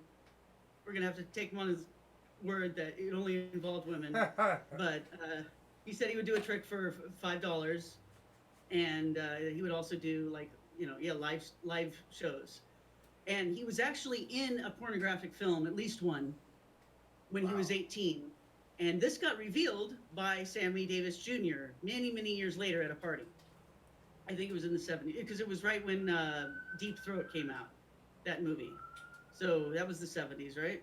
Yeah, yeah. I And think you he's said that 72. Sammy got a copy of the movie and spliced it into the showing, his showing of Deep Throat, and really pissed Frank off, right? If I remember correctly, that's what the. Yes. So it was called The Masked Bandit. So Frank was wearing a mask in this movie, but so no one who saw it knew that was Frank when this film was shown as part of spliced into Deep Throat at a party that Sammy Davis was showing. But Sammy was the one that had spliced it in. He had gotten a copy of it from who knows where, and he just thought it would be funny to put this old video of Frank Sinatra in there, because Frank was in the audience, and only Frank would realize what it was. No one else recognized the guy behind the mask. But Frank flipped out and threatened to kill him if he didn't destroy every copy that he had. It So supposedly he did. But makes this me is what wonder Frank if did that's not with Sammy every. Davis Jr. getting back at him for whatever. Because I was gonna say earlier that Sammy Davis Jr. in that era would have literally been the token black guy. Yeah. I mean, I know they made a joke about it later on South Park and named the black guy Token, but it's a cliche to have a token person of color for a long time. And I've always seen Sammy Davis Jr. as like the original token black guy. And if they hazed him so hard and put him through so much hell, it would make sense if you still had some pride to take a shot back at Frank specifically because he's the leader. So that kind of all tied in my mind when I first read and heard you talking about that, Tracy. Yeah, I think you're right, but sadly I think that Sammy, even though he might have realized this, what exactly you're talking about, never wanted to believe it. So up until the very end, they say he was buried with a gold watch that Frank Sinatra had given him on their last tour together, which was I think a year or two before Sammy died. They did like a reunion tour, a Rat Pack reunion tour. And the story is that Dean Martin dumped out early on of the tour, and Liza Minnelli had to replace him. And why did Dean dump out? Because he caught Frank Sinatra and his people just skimming off the top of all the Oh profits wow. and Yeah, we're getting shoving. robbed one more time, right? Yeah, I mean, so they realized, okay, Frank's just taking care of himself here. I'm sure that Sammy heard about that. In fact, the what I was reading said that yeah, he heard about it and he was dismayed, but still he never really confronted Frank about it. So, and this is the case throughout Sammy's career. It seems like really horrible things were done to him by people who were friends of his supposed friends, and none of his friends ever stuck up for him. And that goes back to the beginning when he would have to do shows in clubs where he wasn't allowed in the audience because he was black. So it's just amazing that he put up with this his whole life of being treated this way by the people he was working with. And yeah, it says a lot about Frank, but there's so much more there too. I think that Frank is a murderer many times over from what I've read, and I think and a rapist. But what convinced me of that was what I found out about what he did to Marilyn Monroe. So I can get into that in a little bit here if you want me to. Yeah, I'm curious because I'll be honest, I haven't read the entire document because, like you said, it's a book. I mean, it's so I've poured over some big chunks of it, but Should we catch up on the chat? Yeah, I was glancing at the chat real quick. I'm gonna glance through there because we usually at least read through it and see, and it looks like we're getting a lot of input here. So let's see if that spawns something too. Just real quick, where were we? How far up do it? So okay, that's at the very top. Just a second. Let's see. I remember Ryan Martin had said use your phone. Do you see that in there? Yeah, it's not in there. A little bit farther. There's Creepy Moon Guy from Would you guys let me fill up my water cup? Oh, go right ahead, Yeah. Tracy. We'll just read through the chat and we'll wait for you. Thanks. So, Return of the Mac, big UK R&B hit. yeah, I didn't think about that. Return of the Mac. Well, yeah, Mac too. The idea of Mac being kind of a slang cliche term for the pimp, for the man, Yeah, Mac the Knife. I wonder if that's where it comes It from. probably does come from that. Tracy said, whether or not you'd noticed what the words to the song mean, but me being a vocalist, of course, either in some karaoke days or otherwise, like you don't fail to notice that it's like, oh, it's a song about a murderer, like a really sly pimp murderer who gets away with it. He doesn't even get blood on his hands. He's got white gloves on. He stabs you when you're not looking, and he gets away with it. So Nick Zeptepi, is that what that says? Dropped a link here. I'm not going to click on that. An American one, like the Animaniacs. An American. Saturn Scythe. Different lyrics, but on the same tune. Yeah, I see that, Nick. It says, Tracy, closer to the mic, you're quiet. That might be our fault for production. Tracy's probably right up on her mic, but we could turn up the volume if it's a little quiet on her end. And American one says, imagine waking up in the middle of the night and seeing Moon Man looming over you. No, I'll pass. Oh, cats are beautiful. Pete's ugly. WTF. Yeah, I had Tom. Tom dropped by for a minute, the cat. Oh, was Tom up here? Tom was down here. Down here, I mean? Yeah. Jacob Bacchus says, hey guys, tuned in late, and we have Tracy again. Yes, we do. Smiley face. And Jacob, if you're still listening, we'd love to get you on sometime to talk about The Devil Makes 3, because I thought that was great. Just so people know, I played a Devil Makes 3 song on the guitar one time, and Jacob Bacchus said that he used to hang out on the corner in San Francisco with him before they were big and famous. So one day we'll have to jump him in here and get him to tell us that story. So Tracy, did you catch the Return of the Mac part? No. Have you ever heard that song, Return of the Mac? I want to say it's Keith Sweat. I'm not positive it's Keith Sweat. But it's like a 90s hip-hop, like, Return of the Mac, da-da-da-da-da. Like, it's a really famous song, and I haven't looked at the lyrics, but, this might be something we should throw in our hat, too, to mix around. It might tie into the... We also mentioned that, like, Mac, the word Mac probably stems from the song Mac the Knife, the idea of it being kind of like a cool pimp, just a guess, but... You're probably right. Since it's about piercing, Oh, yeah. Yeah, I had read in a Christian magazine in the 90s that Mac means to have sex. Yeah, I'm a Mac on this Huh. girl, you know. Yeah. Because being raised in the state of California, that was definitely the in slang of the 90s. When I was wearing my hammer pants with my mullet, you know, and the little lines shaved on the side of my head. Yeah, definitely a Mac Daddy with those Mackie. hammer pants. I'm a Mac on the girls at the dance tonight. Who was the guys that did the Sprite commercial? Did jump? Oh, that's oh man, what are they called? They wore their clothes backwards. They were called, our friend would be so mad that I can't remember the. Oh, it's gonna kill me. Yeah, Daddy Mac will make you jump. Crisscross. Crisscross. It is crisscross. Yes. I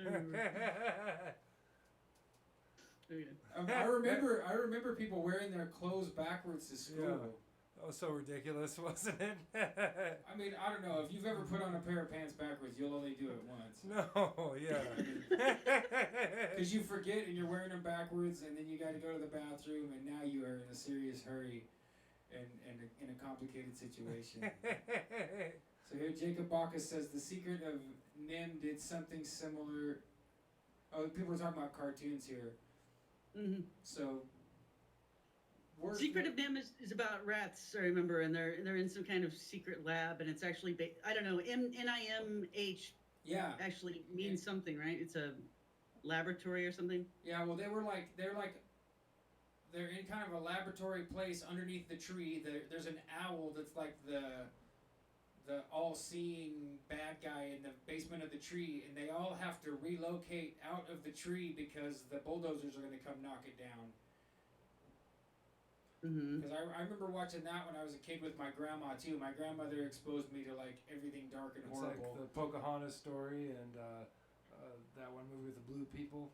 Yeah, like Watership Down, Avatar. like Avatar, like the same story, right? Like we have a happy home, but we have to move because it's going to be destroyed.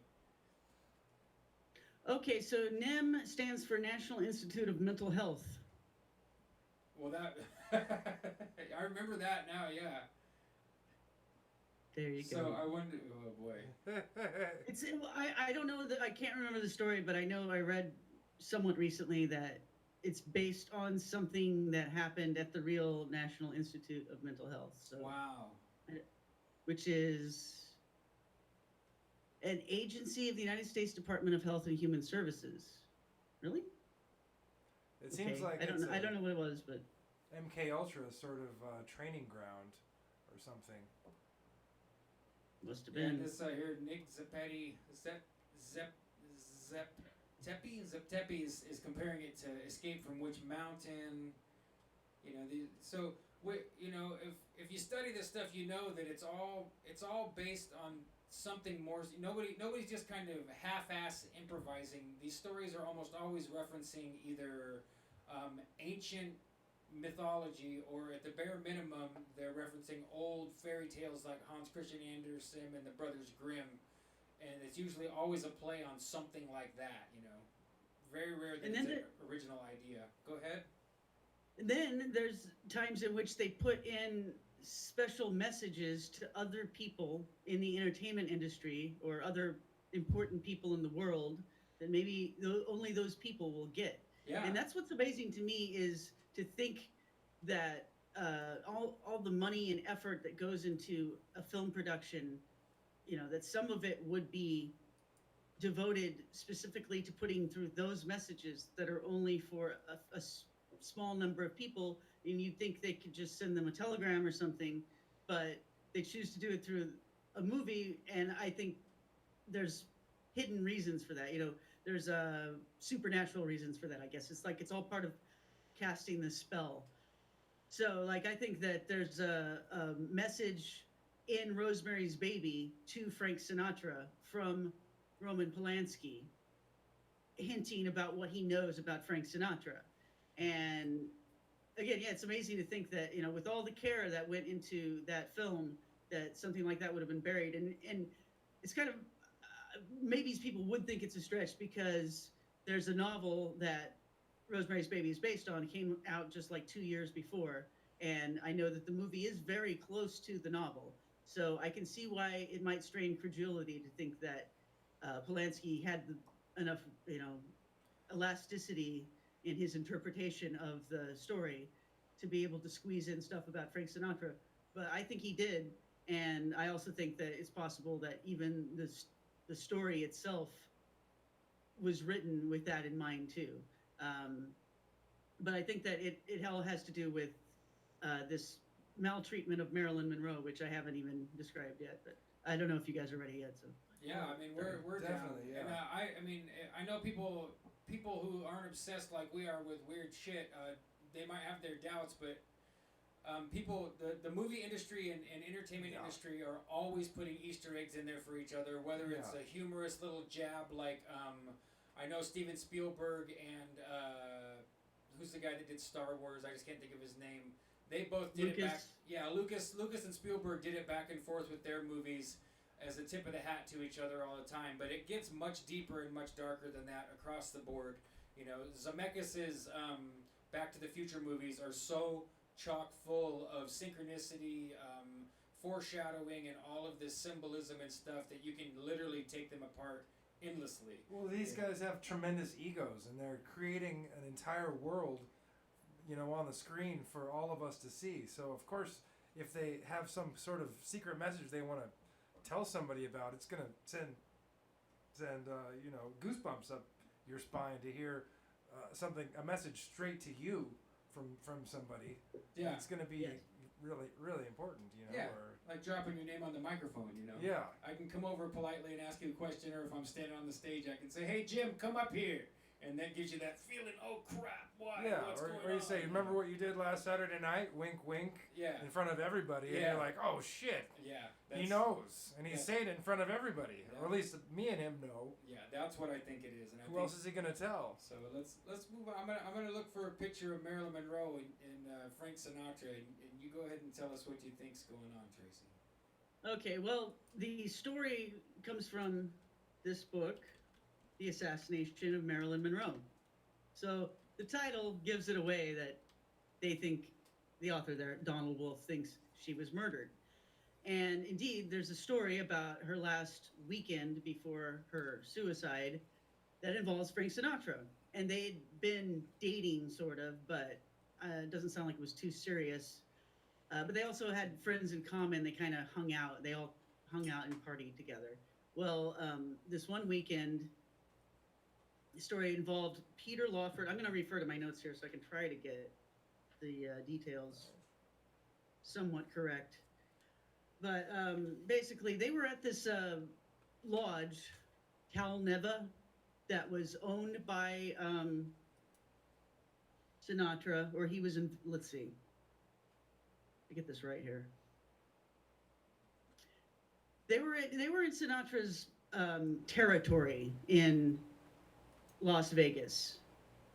I think I have to get this right. Go ahead and talk for a minute. I want to find the page in my notes here where I can. Okay, I was get looking the at pictures. details There's here. some interesting pictures here of Frank and Marilyn together. Now this looks this doesn't look like Marilyn. This is Frank and somebody cutting a cake here. That one looks like it's probably Marilyn. So Gypsy Hustle says, geez, I feel lucky. Was wanting to hear more of Tracy, so I just signed up on Twitter. Signed up for Twitter because I knew she's on there, and then I find the link to this.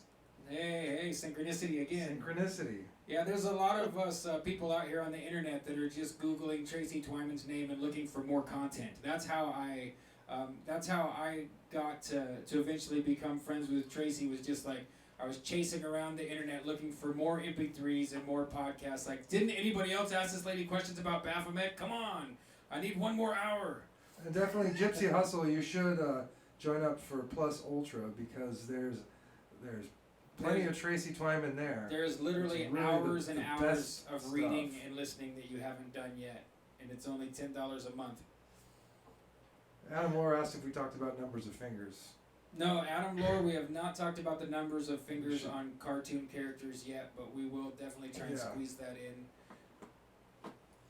Okay, so actually, I was correct in that it was the Cal Neva Lodge, which was described as Sinatra's official headquarters in Lake Tahoe.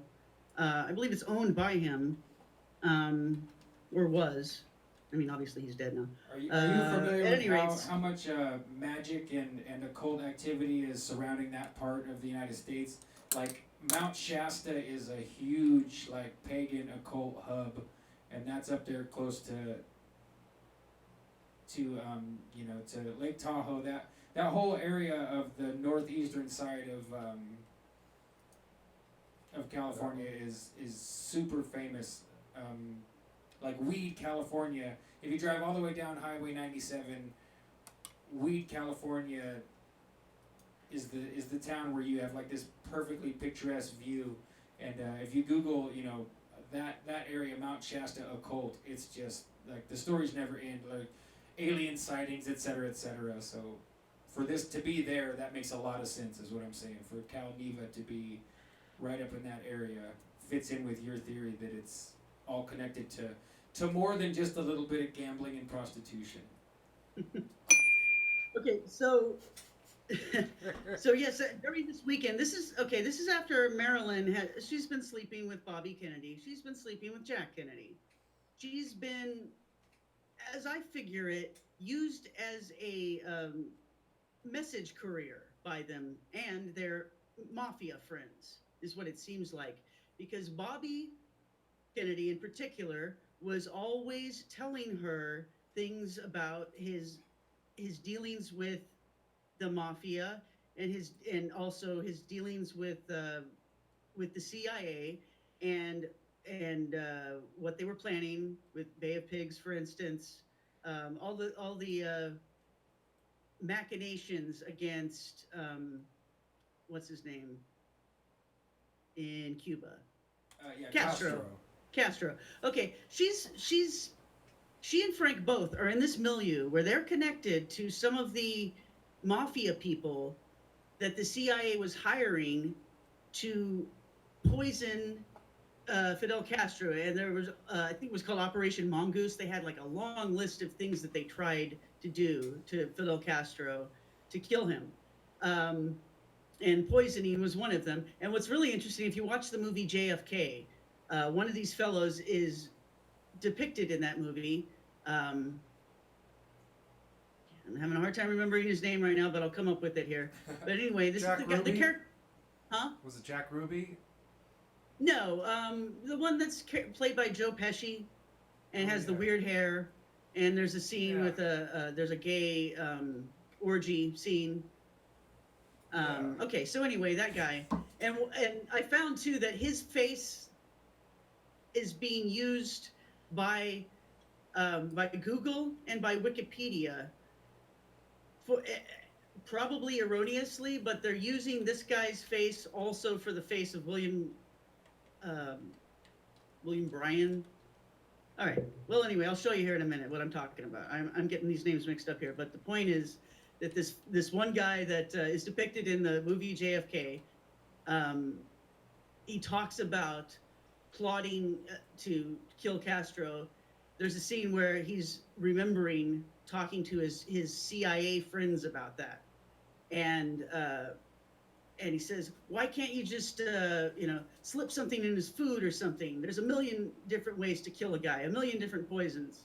And at this scene, in this scene, huh? He's got the Trump hair. I was looking for the picture, trying to get like the guy's name. David Ferry. David Ferry. Okay, yes. So David Ferry is depicted in this film as being one of the guys that was actually concocting the poisons that would hopefully kill Castro. And also he's depicted as being involved with killing Kennedy later. But as he's recalling this conversation about talking about poisoning Castro and how he can come up with the poisons to use, you see rats in a cage or mice in a cage in the room with him. The reason why is mentioned a couple of times in the movie, where he says that he keeps these mice to do experiments with because he's trying to find a cure for cancer. But as they're talking about the poison of Castro, they're showing the mice in the cage. Whoa, okay, trippy. yes, it's. I have no doubt about this symbol. And what is so great, I mean, I love it when I do this. When I find a symbol that's so occult, it's not in any occult books. Yeah. As there's no dictionary or lexicon where they're going to say, "Oh, the mouse. That's what this means." But it definitely means that once you find it in all these different places, it's there. Would you? We could do this some other time, man. Are you wearing out? No, no, not at all. I just that looking up Calneva just totally blew my mind. So my head's somewhere else because my dad took me up there before my father passed away in like 1999. But he was kind of he died young because he drank and did too many drugs, and then he got clean at the end of his life, and we got to be friends. But he would sneak off sometimes to Lake Tahoe to gamble, and the reason the place is called Calneva, and let me find that other picture. This reminded me. I went gambling to this place with my dad one time. He let me sneak money into the slot machines when I was underage. You know, he looked around for staff and handed me some coins. He said, "You're not supposed to, but here, go ahead." You know, and so it just like I had a moment of reverie, like, oh shit, I gambled illegally at Frank Sinatra's resort headquarters with my dad when I was a kid. You know, so it's not that I'm getting tired. It's that my brain's trying to get back on track and pay attention to what's actually going on. So, but yeah. I wasn't actually trying to burn your ass for getting tired. You've been on the air for a while now, so. Always 2 degrees of separation from everything. Yeah, I know. I'm still very curious about this book with Marilyn and everything. I want to know more. So. Well, I'll just give you a little bit of summary because he goes into great detail. But the idea is just Frank Sinatra and Marilyn, and also Peter Lawford and several of these other Rat Pack fellows. I mean, they're all part of the same milieu with the president and Bobby Kennedy, who's the attorney general, and these mafia people. And of course, Bobby Kennedy is in this position as attorney general where he's supposed to be cracking down on the mafia. And here his brother's administration via the CIA is hiring these guys to try to kill Castro. And the story, everyone's been trying to figure out all this time why John Kennedy was killed, really. And I don't even know if it was one thing or it's just, accumulation of things. But definitely it seems like Bobby's pressure on the mafia had something to do with it, where it was like they thought this guy was in their pocket. They thought JFK and Bobby were both gonna play ball, right, and just help them be part of the power structure. From the White House down, the mafia just thought they had their own guy in, and apparently he wasn't cooperative enough. I think so. By the time this weekend rolls around, where Marilyn Monroe has been invited by Frank Sinatra to come party at the place in Lake Tahoe, this antipathy towards the president has already begun, and in fact, the murder of the president's right around the corner in the next year. So I think this is 1962. So, but Marilyn Monroe, her head is full of all these details about the confluence between the Kennedy administration, the CIA, and the mafia. And so it seems that what it really seems with Marilyn is that she had a diary where she was writing all these details down. And I think initially she wasn't doing that to try to hurt anybody. It was because Bobby Kennedy, she says, would get mad at her, or she said to her friends, get mad at her for not remembering, quote, anything he told me concerning political issues. Now, I thought about this, like, why would he get mad at her? He knows that she's sleeping with a lot of people, and, she's not a politician. Why does she need to remember all these details? Right. Well, but I think about the fact that supposedly, according to people like Kathy O'Brien, people who say that there was a mind-controlled sex slave program that was part of MK Ultra with the CIA, and that they were actually programming women to not only serve the sexual needs of powerful people or people they wanted to control, but also to pass messages along. And Kathy O'Brien says that they would hypnotize you and give you different personalities so that one part of your brain wouldn't be aware of the messages that were hidden in the other part. So you might be sent to send a message to someone while you're sleeping with them, and you wouldn't even put that together in your own mind because you have everything compartmentalized in different personalities. Right. And so I'm thinking that this is what Marilyn Monroe is being used for. There's another girl that's one of her friends. It has the same kind of story, and it's actually, it says in the biographical bits that I've read that she was specifically used. It was part of her arrangement with her mafia boyfriend that she would send messages back and forth with Bobby. Bobby knew she was sleeping with this other mafia guy, and they would send messages back and forth via this woman who also was friends with Marilyn.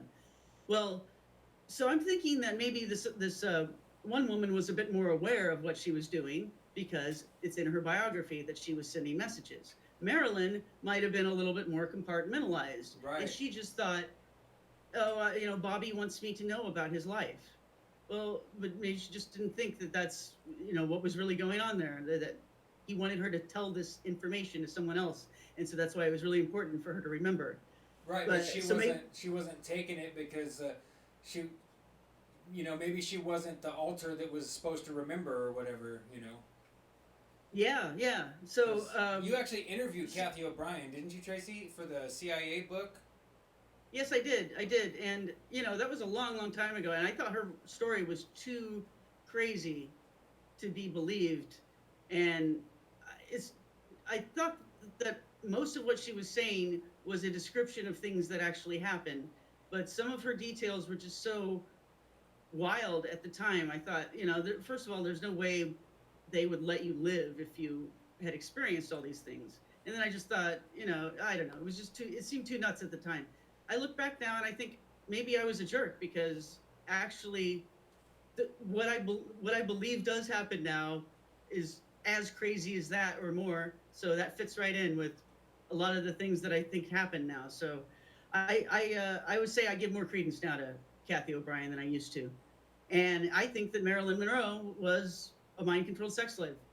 So I think that had to do with what happened to her. Is basically she was breaking down. Maybe she was starting to, I don't know, get bitchy.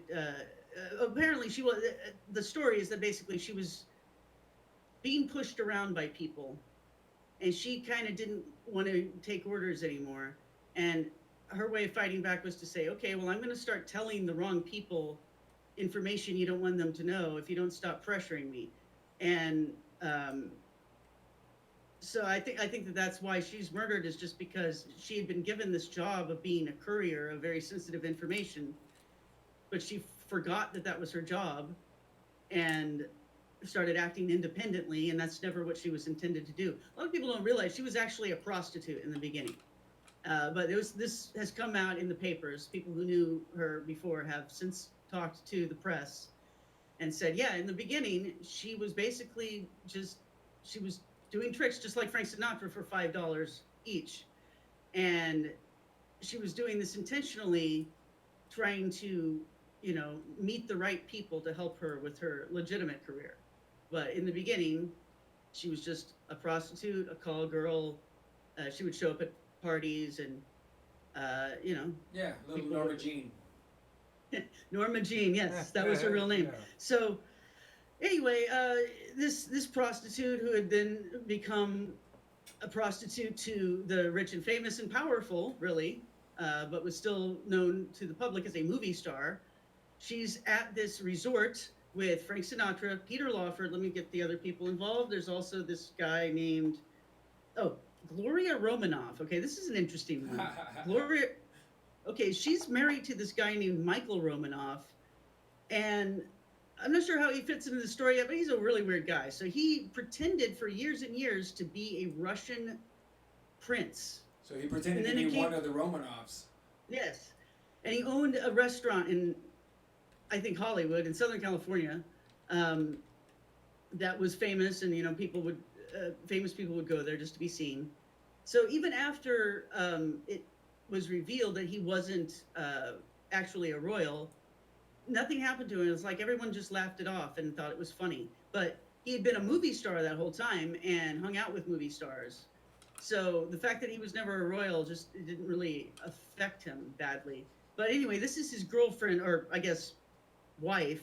I think she was like a common law wife. But anyway, she's using the fake name here, Romanoff. So Gloria Romanoff is hanging out there with all these people, including Marilyn, and also this guy Sam Giancana, who is one of these mafiosos, totally involved with Kennedy. That first involved with the plot against Castro, and then later involved with the plot against Kennedy.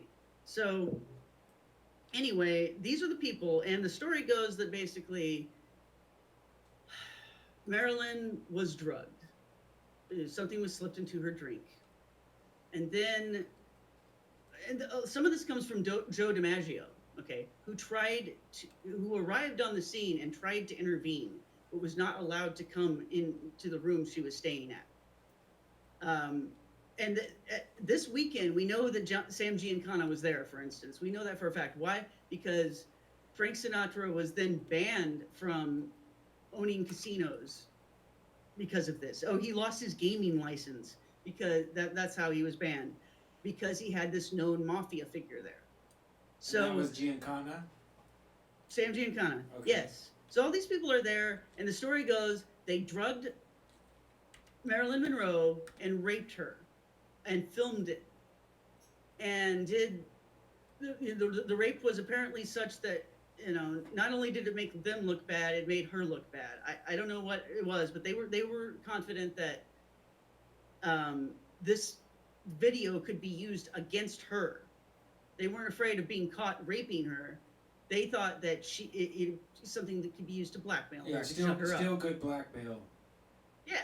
'Cause maybe they used drugs that make her out of her senses enough. I don't remember what the name of the drug is, but it's similar to the truth serum drug, where supposedly people are so suggestible that they'll do anything. Like, hey, what's all your bank account numbers and the routing numbers, and you'll completely be coherent and give up anything, but not be aware that you're doing it. So maybe they did something like that to her. Could have been, yeah.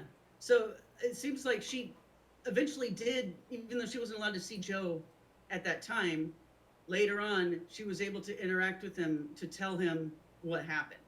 So he then told other people, and it ended up in this book, that she was drugged and they had a sex party, and she wasn't really capable of giving consent, at the very least. So this happens a few days before she commits suicide. And then, I could go into the details about how she was found, and some people differ about the details. And, it's questionable whether she did herself in or someone else was there on the scene. The people that found her were her own psychiatrist and her own doctor, both of which were suspect, just like with Michael Jackson, and then Anna Nicole Smith, same kind of thing, where you have the doctor that's kind of doling out the drugs to you, and is a private doctor who will just do whatever you want. But then, if that private doctor that you trust is actually also being paid by someone else, then you can't trust them, and they may do something bad to you, like keep you drugged for a long time, and while other people exploit you, which is what they did with Anna Nicole Smith. Exactly. And with Michael Jackson, they killed him. Go ahead. Oh no, I was just agreeing. Yeah, and I always thought it was so crazy to think that that any doctor anywhere would be willing to administer propofol, of all things, at home. If you've ever been under anesthesia and had them give you that white stuff in your IV, I mean, the doctor counts down from 10 and tells you you're gonna smell the onions, and you're gone. I mean, You're gone asleep. at 2. Yeah, in less than 10 seconds. So it's just crazy. 8, I guess. 2 seconds, yeah. And I always wondered the same thing about Prince too. To what degree his personal doctor was involved. I mean, they found him dead in an elevator, supposedly. I don't know if that's symbolic or if that's what really happened. So I don't know, man. So yeah, so what we have here is what seems like a pretty credible story of Frank Sinatra raping Marilyn Monroe on camera with mafia dudes for the purpose of blackmailing her. And that she reacted very negatively to this when she sobered up and was dumped back at her house by, I think, Peter Lawford. Took her back home. When she came to, she was like, okay, well, you're not going to control me with this. Right, she didn't play ball. That's just it. It sounds like they did all that as a means to an end, and she was stubborn and it didn't work. She didn't care. She's like, whatever, I'm still going to tell on you anyway, Yeah, and so she died. And, Frank Sinatra lived. His relationship with the Kennedys soured even further from there. There was an incident where the president was supposed to come visit him at his house, and because he was going to be in town anyway, I guess, in California. And so originally, Jack Kennedy, can you hear me? Yeah. The audience hear me? Okay. Originally, Jack Kennedy was going to sleep at Frank Sinatra's house when he was going to come into California for some other reason. These were the arrangements they had. And Frank Sinatra was so excited about this, he had a helipad installed for the presidential helicopter to land on. And then Bobby Kennedy says, hey, this looks really bad for you to hang out with this guy who is a member of the mafia. And so Jack then changed his plans. And Frank, who never takes rejection well, freaked out. Supposedly he bashed up his helipad with a jackhammer. And then he never voted for another Democrat after that. His family had been in with the Democratic Party since his mother. She was involved with Democrat politics. Right. But he just shut off after that. And then interestingly, that sounds like a narcissistic response, like the typical narcissistic response, like get mad, get a jackhammer, go tear out the helipad, and then despite a lifelong history of being a Democrat, like flip the page to the opposite and stick your nose in the air and, like, screw you then, Yeah. Cut off your helipad despite your face. You guys gonna make a meme of that? Yeah, we'll try. We need that. But so when I read this, I knew Frank Sinatra was kind of a bad guy, but when I took this in, and then I started thinking about how close he really was to the Kennedys, and just how much bad stuff happened to all these people right after this. Everything just started falling into place for me. Everything that's happened from the 60s to the 70s. So I started thinking about, his relationships. And Frank had lots of marriages. But the one that's key here was to Mia Farrow. So that was, I think, marriage number 3. Mia Farrow, of course, is in Rosemary's Baby, which we started off talking about. She's Rosemary. And they had gotten married maybe 2 years before. Frank and Mia Farrow had gotten married maybe 2 years before. So wait, Mia Farrow's the one that drank Mickey's Moose? Yeah. Yes. Okay. Yes. That's Frank just Sinatra's a wife. full circle. Oh, it does indeed. So, okay, now think about the fact that Mia Farrow has just married Frank Sinatra, and in fact, that's the reason why she was chosen for the role. Initially, Polanski wanted to have Sharon Tate, who was he was about to marry her. They were engaged at the time, but he didn't have the final say there, and he could have suggested it, but he didn't want to.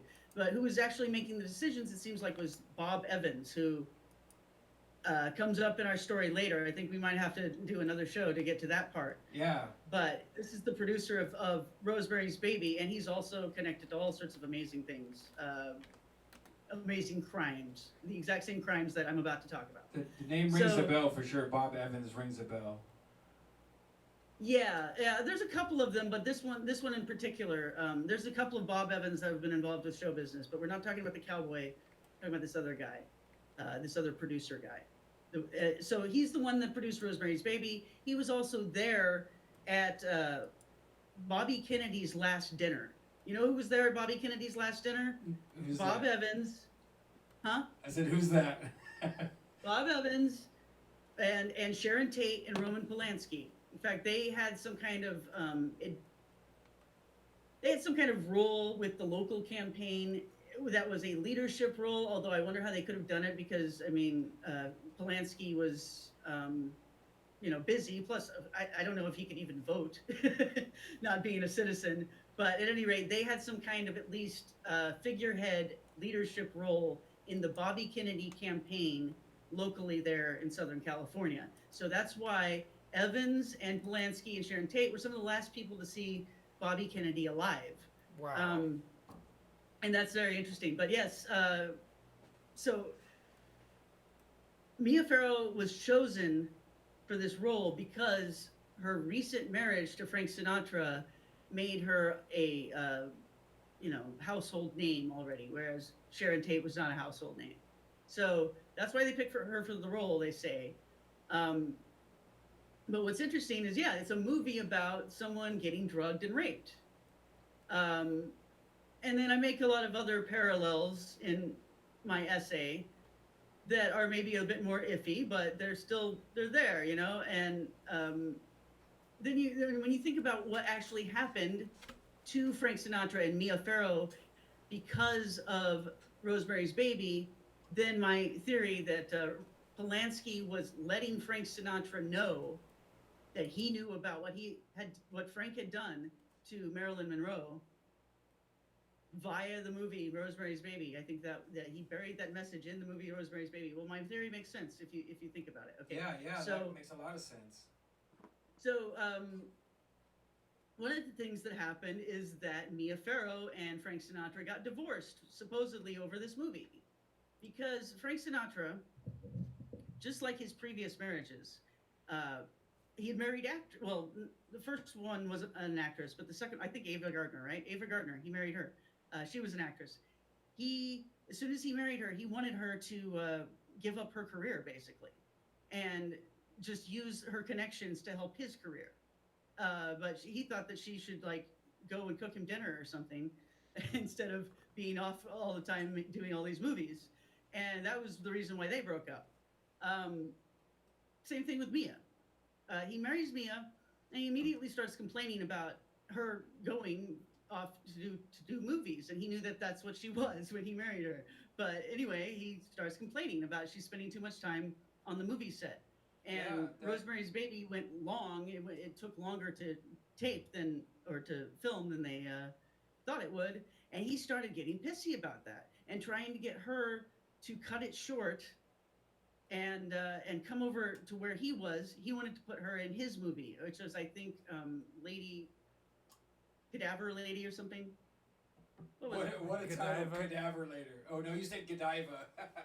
No, not like Lady in Cement. Okay, which has a shark in it, by the way. Oh wow. Oh, and Tracy, if I don't know, it's been a long time since I've watched The Godfather, but having listened to the audiobook recently, this is all the Johnny Fontaine, he has a wife and gets a divorce, and his new wife's in show business, and she's completely cuckolding him and clowning him out, and he's pissed off, and so it's all in The Godfather. This whole story you're telling, I mean, it wasn't that long ago I listened to it, so it would be worth it I still have the audiobook. I bought it on Audible, so maybe I'll listen to it again in the next few months or something, and we'll cross-reference. I'll make notes or something. So Anton LaVey played the devil in Rosemary's Baby that raped Mia Farrow. I wonder. That's what he said. Now I don't believe it. For one thing, the person there doesn't look like him. Secondly, the people who were on set deny that. The only thing that is admitted is that he was a consultant. But I'll tell you, I knew people that knew him very closely. Yeah. They're braggarts. People in the Church of Satan, they love to brag about connections they have. Yeah. And connections that LaVey had. So they really embellish these stories, okay? So I don't think that he played the devil. I think he was a consultant.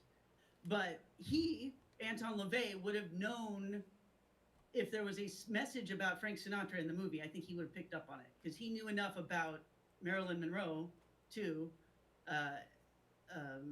They moved in the same social circles, and Jane Mansfield, who was kind of said to be someone copying Marilyn Monroe in her style, and is compared a lot to Marilyn Monroe. Jane Mansfield was also a member of the Church of Satan, and anyway, she had a relationship with LaVey. But I guess this is why I think that Sammy Davis probably would have known. Also, Anton LaVey and Sammy Davis would have known exactly what was going on in Rosemary's Baby. They would have picked up the message. Right. I wonder if the sex scene was real instead of. Well, there's a story about that. I mean, yeah, that basically. I mean, again, I don't know if I believe it because it's coming from LaVey. LaVey told it as though Polanski hit the record button and then quote let him go to town on Mia Farrow. Now, again, I think that's an exaggeration, but when the story was told, it was like as though she's actually having an orgasm at the end of the scene, which I didn't take that when I watched the movie. I didn't think that was what was going on. I guess he's talking about the point at the end when she kind of she's kind of writing. She freaks out. She says, "This is no dream. This is really happening." When she kind of wakes up and sees the devil's face. So the story that Anton LaVey told, when it's retold, it's like, oh, that was the moment that she was actually having an orgasm, like as he was kind of dry humping her on the set. And I don't believe there was an orgasm, and I don't believe that he got his body anywhere near her.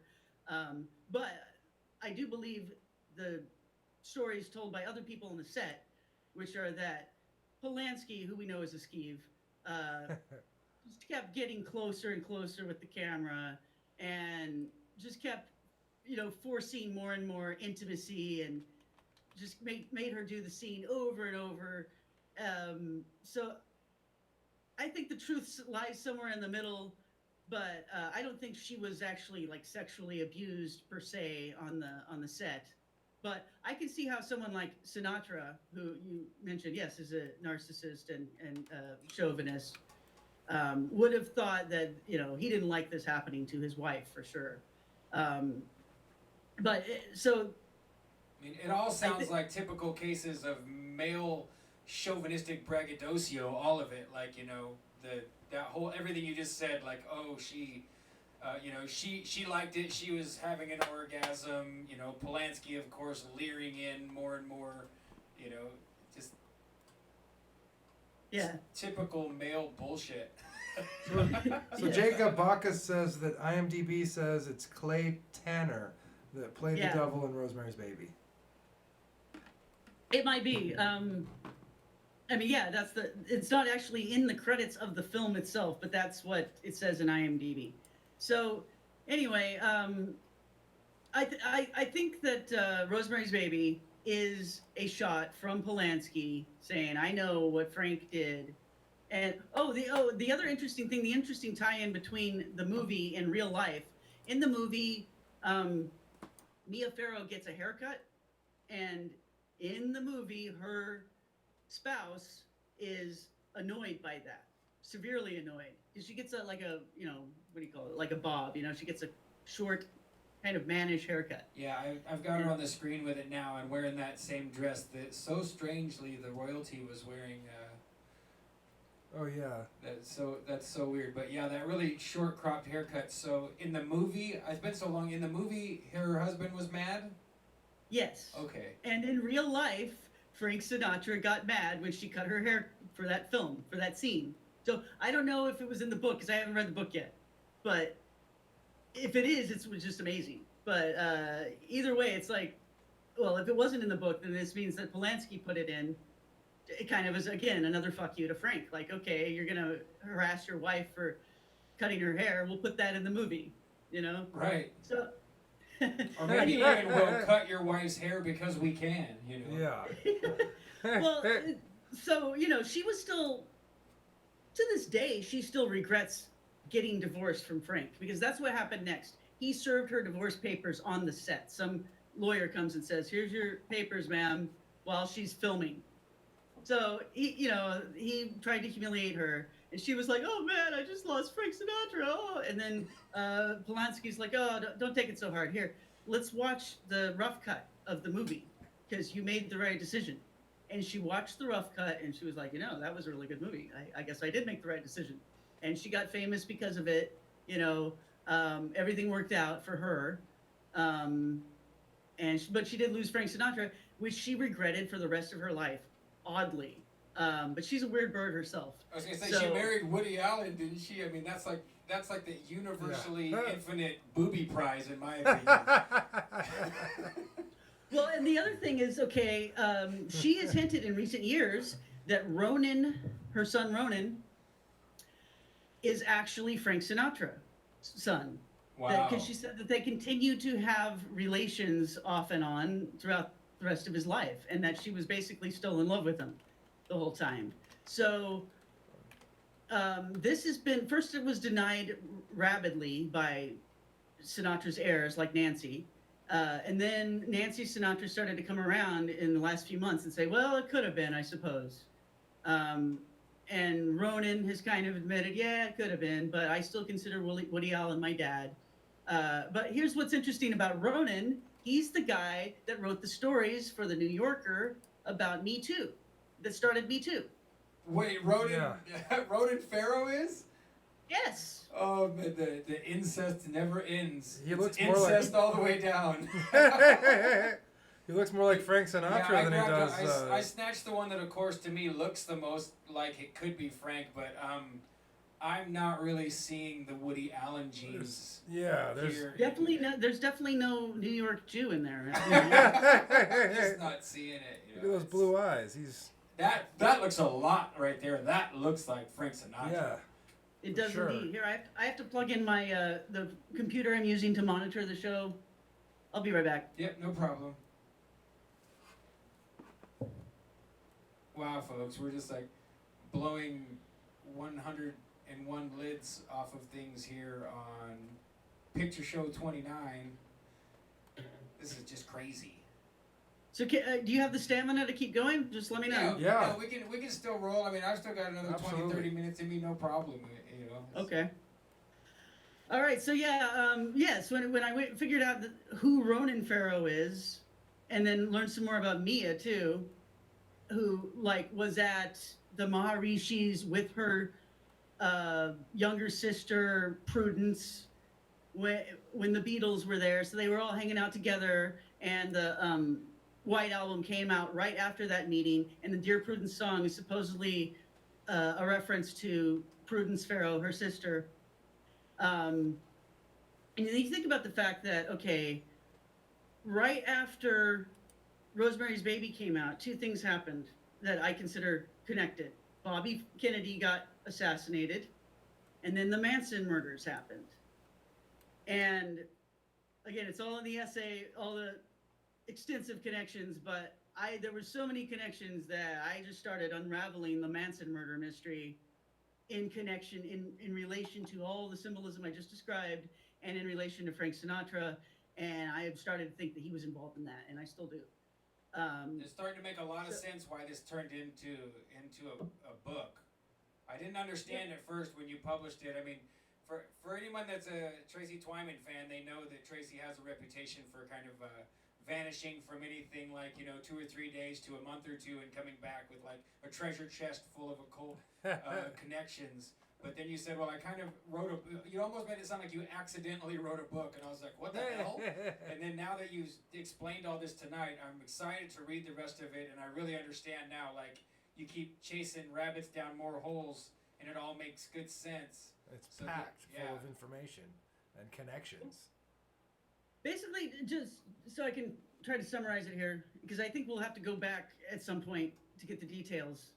But I discovered how deep Frank Sinatra was in the criminal underworld, which I described. I mean, he's as connected with the mafia and CIA people, particularly the mafia people, that I think he would have had some inside knowledge about Jack Kennedy's death.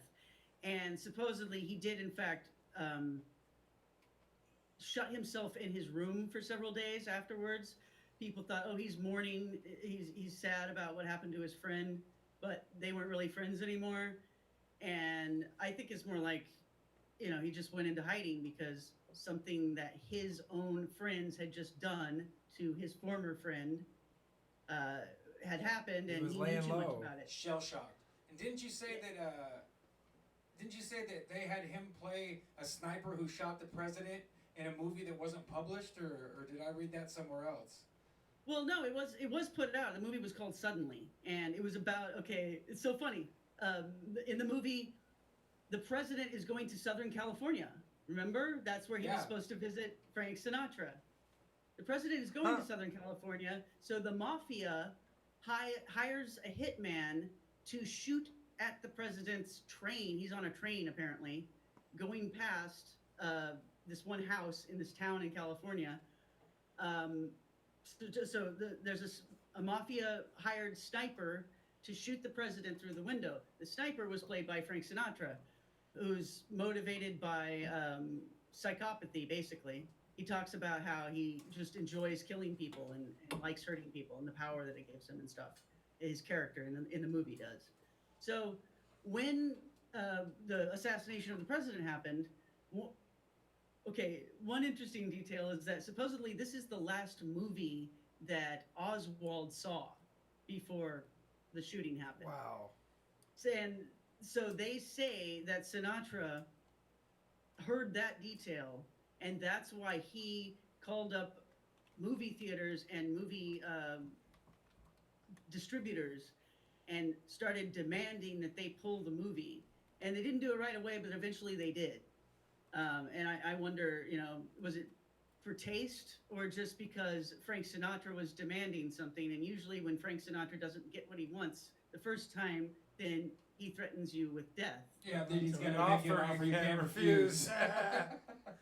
refuse. So yeah, they pulled suddenly because Frank Sinatra thought it was too close to home. I think it just throws it in your face that he knew the president and he knew the mafia people that killed the president. The other movie that Frank Sinatra was in that was way too close to home and also got pulled for supposedly just being too close to real life at the time was Manchurian Candidate, where someone's getting hypnotized and trained, programmed to do a political assassination. And so interesting thing, the person that does the mind controlling or the controlling of the mind controlled assassin in that movie is Angela Lansbury. And she Wow. comes up Murder, with She the Wrote. Manson story. Okay? Yeah. Because her daughter Dee Dee was a member of the Manson family Oh wow. when she was 13 years old. And Dee Dee Lansbury, 13 years old, used to carry around with her a note written by her mother giving her permission to hang out with the Manson family. Oh wow. So the Manson family has a lot of connections with people involved with Roseberry's baby. Obviously, it was Polanski's wife that was murdered in at least the first murders. I'm going to put on my glasses so I can see a little better. Which I always kind of thought was weird. I never really believed that Polanski didn't know more about who had killed his wife and what their motivation was. And I never really believed the Helter Skelter story as to that there were, these weird interpretations of messages in Beatles albums were the reason why Manson had all those people killed. And once you look into the story, you realize that Charles Manson and the Manson family, they were all totally involved with the Hollywood elite and like literally friends with them, partying with them. The girls were prostituted to them. Manson had several people trying to give him recording contracts, and supposedly he did at one point spend a weekend at Universal Studios cutting a soundtrack for a surf movie. Yeah, he wrote songs with the Beach Boys and shit. I mean, it's all in Dave McGowan's book. I didn't finish his book, but a lot of those details are in there. Yeah. He definitely hung out with the Beach Boys and wrote some songs that they used, and then he started threatening Brian Wilson, or not Dennis Wilson, and making these offer you can't refuse type of statements, and that's why Dennis decided to part ways with him shortly before the murders.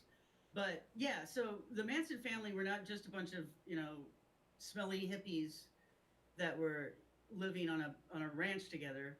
Um, they were totally connected with show business, and perhaps more importantly, he was also connected. Manson was to the mafia, and in fact, he is said to have been apprenticed to this guy named Frank Costello when he was in prison. They were both in the same jail for a while, and apparently, what's his name, Manson made quite an impression on Costello, and Costello made an impression on him. Taught him a lot, they say, about how to be a criminal. Well, I don't think such a relationship would have formed if it wasn't meant to be continued outside of prison. Yeah. Right? You don't tell your secrets to someone just so that they can go, make a good life for themselves. Well, it's networking. It's like that movie Blow. In the movie Blow, Johnny Depp's character goes to prison for dealing pot, and the guy in the prison with him tells him, well, you had the wrong dream, you should have dreamed bigger, and teaches him how to deal cocaine instead, So yeah. So check this out, Tracy. We got a comment here from Jacob Bacchus that says, just found an interesting book by a woman named Virginia Graham called Sinatra, Manson, and Me, a Hollywood party girl's memoir, and how she helped Vincent Bugliosi with the Helter Skelter case. And it says, wow. Apparently she was a hooker who serviced among many other people. Sinatra ended up in jail with Susan Atkins, who confessed to the Tate Bianca murders and to her and became a primary witness. So that's something we should jot that down here somewhere and keep it as, I guess it'll be in the comments section, the live comments. So, but well, try copying and pasting that if you don't mind, because sometimes those comments that are in a live chat will disappear afterwards. Okay. Some of them do. Yeah, So if you don't mind. No, I'll grab Yeah. it. So I'll grab it so we have it. I readily admit this is why it hasn't been published as a book yet. Is just I felt that there's more to come. I don't know everything about these subjects, but I can tell it's heading in a certain direction, which is implicating Frank Sinatra and the Manson murders. Frank Sinatra knew Jay Sebring. In fact, Jay Sebring did his hair. Jay Sebring was one of the victims there at the Tate House.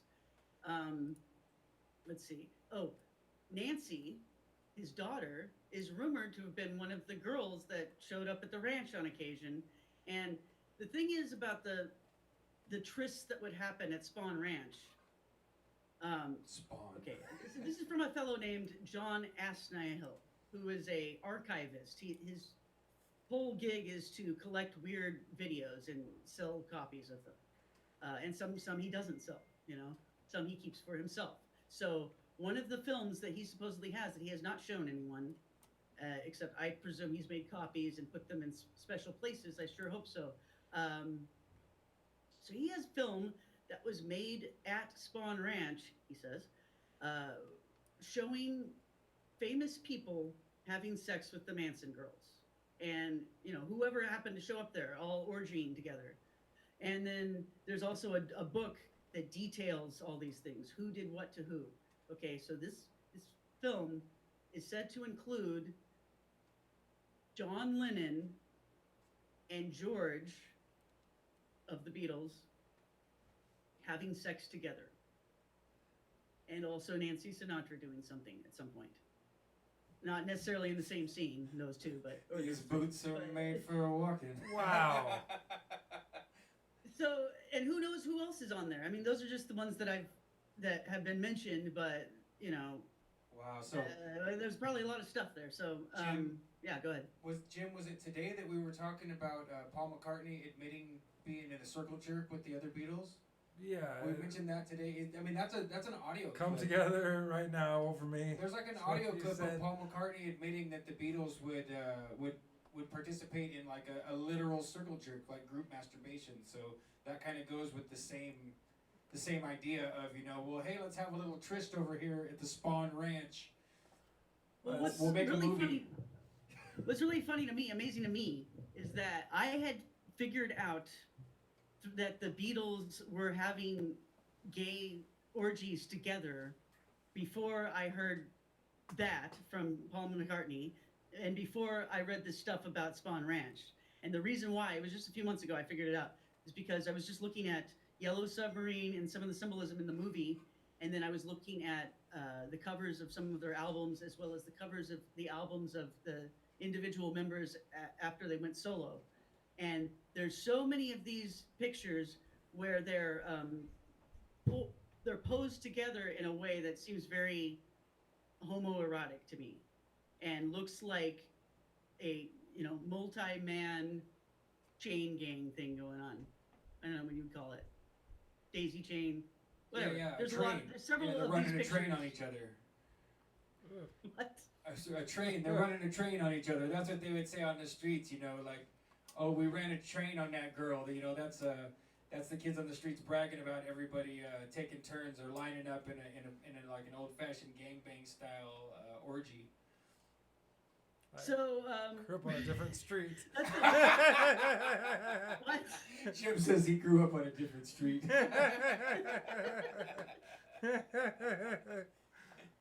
See, the train thing is there's an important connection between Frank Sinatra and Walt Disney, and there are other connections as well. But Frank Sinatra and Walt Disney had the same hobby of model trains. They were both obsessed with model trains. And now Frank Sinatra picked this up from Tommy Dorsey, whose life he had threatened so that he could get out of his contract with him. But before that ever happened, Frank Sinatra was just very much enamored of Tommy Dorsey and wanted to be just like him. So Tommy Dorsey was into model trains, and Frank decided that he would be too. And so he decided that was his hobby. Now, Walt Disney was also obsessed with model trains, and he had at one point created a large, like, I don't know, midget-sized train that you could actually ride in, but it's just a tiny train. So he had one of these tiny trains that was going all the way around his estate. And it was after he had created this that he had the idea for Disneyland and for having a theme park that would have roller coasters in it, and then there would be a train that would connect all the different segments of it. So his obsession with trains is what gave him the idea for Disneyland. It's also one of the things that Walt Disney and Frank Sinatra shared, and they lived down the street from each other in California. Wow. So Nancy Sinatra says in her biography that in this neighborhood there were no kids. None of their neighbors had children. So when she and her brother would get off the school bus in the afternoon, they had nothing to do, so they would go bother the neighbors like Dennis the Menace would. But their favorite neighbor to bother was Walt Disney, because he had this train that they could ride. So Nancy and Frank Jr. used to hang out at the Disney estate all the time because it was just down the street. And the other interesting thing is that Walt Disney also owned some other places that Frank Sinatra would have parties at. So there was another location owned by Walt Disney. Frank Sinatra would sometimes have the Rat Pack over there. Sometimes he had Jack and Bobby both there, basically allowing them to have their affairs and stuff in this apartment. So that's weird. Like all those things happening in Walt Disney's place that he owns. Another place that Walt Disney used to own later got owned and was being resided in by the La Biancas that were murdered by the Manson family. Whoa. So that's weird. Yes. Wow. And the train thing comes up in another context, which I also mentioned in the essay. It's in the alleged molestation of Dylan Farrow, Mia Farrow's daughter. And she blamed that molestation on Woody Allen. So the story is that Woody Allen was over, and all the kids were hanging out with him, and they were all watching Who Framed Roger Rabbit on TV. And sometime during that day, Woody Allen supposedly snuck off with Dylan Farrow and molested her in this room upstairs. And while that was happening, she says, Dylan from her recollection says she was staring at this model train the whole time, trying to endure everything and trying not to think. So she hates model trains to this day because that Yeah, That's I'll what she bet. was looking at when she got molested. Wow. And so her brother, an adopted brother named Moses Pharaoh, he Moses Pharaoh. disagrees. Yes. So he disagrees, and he wrote this letter saying, "I'm sorry, Mia, and I'm sorry, Dylan, but I don't believe you, and that's not my recollection of that day." And so he says there wasn't such a model train upstairs anywhere. That maybe one of their siblings had a model train sometime later and it was never upstairs. But there was not in that at that time a model train in the house, and there wasn't ever one upstairs. And so just from that detail alone, because he remembers very well the day that this supposedly happened, he says there was never an opportunity for Woody Allen to sneak away with Dylan. That he had already been outed for dating Soon Yi, okay, and Mia already hated him because of that, and it was already saying that he was this sick weirdo, and told everybody in the house, keep an eye on him. Yeah, he's going to come over and visit you, but keep an eye on him. So Wow. everyone was keeping an eye on him, including the maids and the servants in the house. So Dylan says there's no way, or excuse me, Moses says there's no way that Woody could have molested her that day. And the detail about Who Framed Roger Rabbit being on TV is very interesting because Frank Sinatra actually appears in that movie, but he's not acting, and it's not him appearing, but he's portrayed in it. He's portrayed in the form of this singing sword that shows up at the end and is used by the bad guy to kill somebody. And It shows up as Mac the Knife. Mac the Knife. Exactly. The sword comes out and it starts singing Witchcraft by Frank Sinatra. Oh wow. And so the sword is Frank. Frank is the knife. Yes. And this movie, which I have lots more interpreting it. It has another meaning having to do with the murder of Roy Raden, but I will get to that eventually. Hopefully I'll publish that soon. I have a lot of notes on it. And it connects to this Mac the Knife stuff in a lot of other ways too, including the way that the villain is depicted in the movie. He looks exactly the same way that Mekhi Nusser does. And Roy Raden also used to dress the same way, the film producer that was murdered, with a cape and a top hat. So anyway, That's just crazy. But going back to the Dylan Farrow thing, Wow, it's stuck in my mind that there's this toy train aspect to the story, and then Frank Sinatra's in this movie that was playing the day she was supposedly molested, and Frank Sinatra is his mother's old flame that she supposedly was still having occasional sex with here and there, up until the day he died, or around towards the end of his life at least. So, I just threw it out there, and it's nothing. It's not like it's not my place really to say that someone who remembers being molested remembers it wrong, but that is often the case. We know that. Even if the victimization is real, sometimes they'll get the details of Right. who did it to them wrong. So is it possible that a girl who was maybe 3 or 4 years old at the time and whose mother hated Woody Allen but still loved Frank Sinatra could have been persuaded to remember it differently? And is it possible that Frank Sinatra, who did in fact get charged legally at one point in Hoboken with seducing minors, and also was known to drug and rape people such as Marilyn Monroe, is it possible that he's the one who did this? Wow. I don't know. I mean, because I don't know. He's not known for wanting 4-year-old girls. He's known for liking teenage girls. But I don't know. It's just something that popped into my head. It certainly goes along with what Moses Pharaoh has to say. Yeah, I definitely didn't know that about actual charges against Frank Sinatra for soliciting minors. I didn't know that, so that's a trip. That doesn't surprise me at all. I've never liked Frank Sinatra, so I don't really know a lot of details of his life. But I've never appreciated his music or his personality. So anytime people put it on or it's around me, I just leave. I always have just despised Frank Sinatra anyway. So. But he was one of the guys that was supposedly on the list that the Mansons were going to hit next because what's her name? Not From, but the other one. You mentioned her, Susan Atkins. She said to another inmate in prison, she started telling the details of what they were planning next. And supposedly they were going to kill Frank Sinatra and I think boil him alive and then like Oh, turn wow. his skin into they were going to sell um, handbags and wallets made from Frank Sinatra's skin at hippie shops. Oh my gosh. So, but I don't know if that's true or if that's just something that was said to embellish the story and also to deflect attention away from Frank.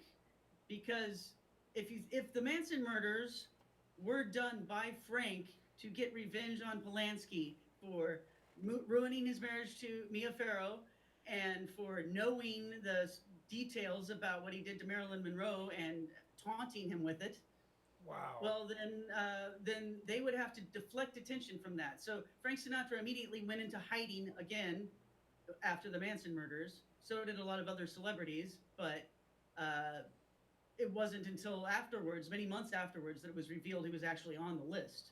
So why a singer who hadn't really had a hit in a long time, and he hadn't even been in a movie in a long time, why he would have thought he was the next one on the list, I don't know.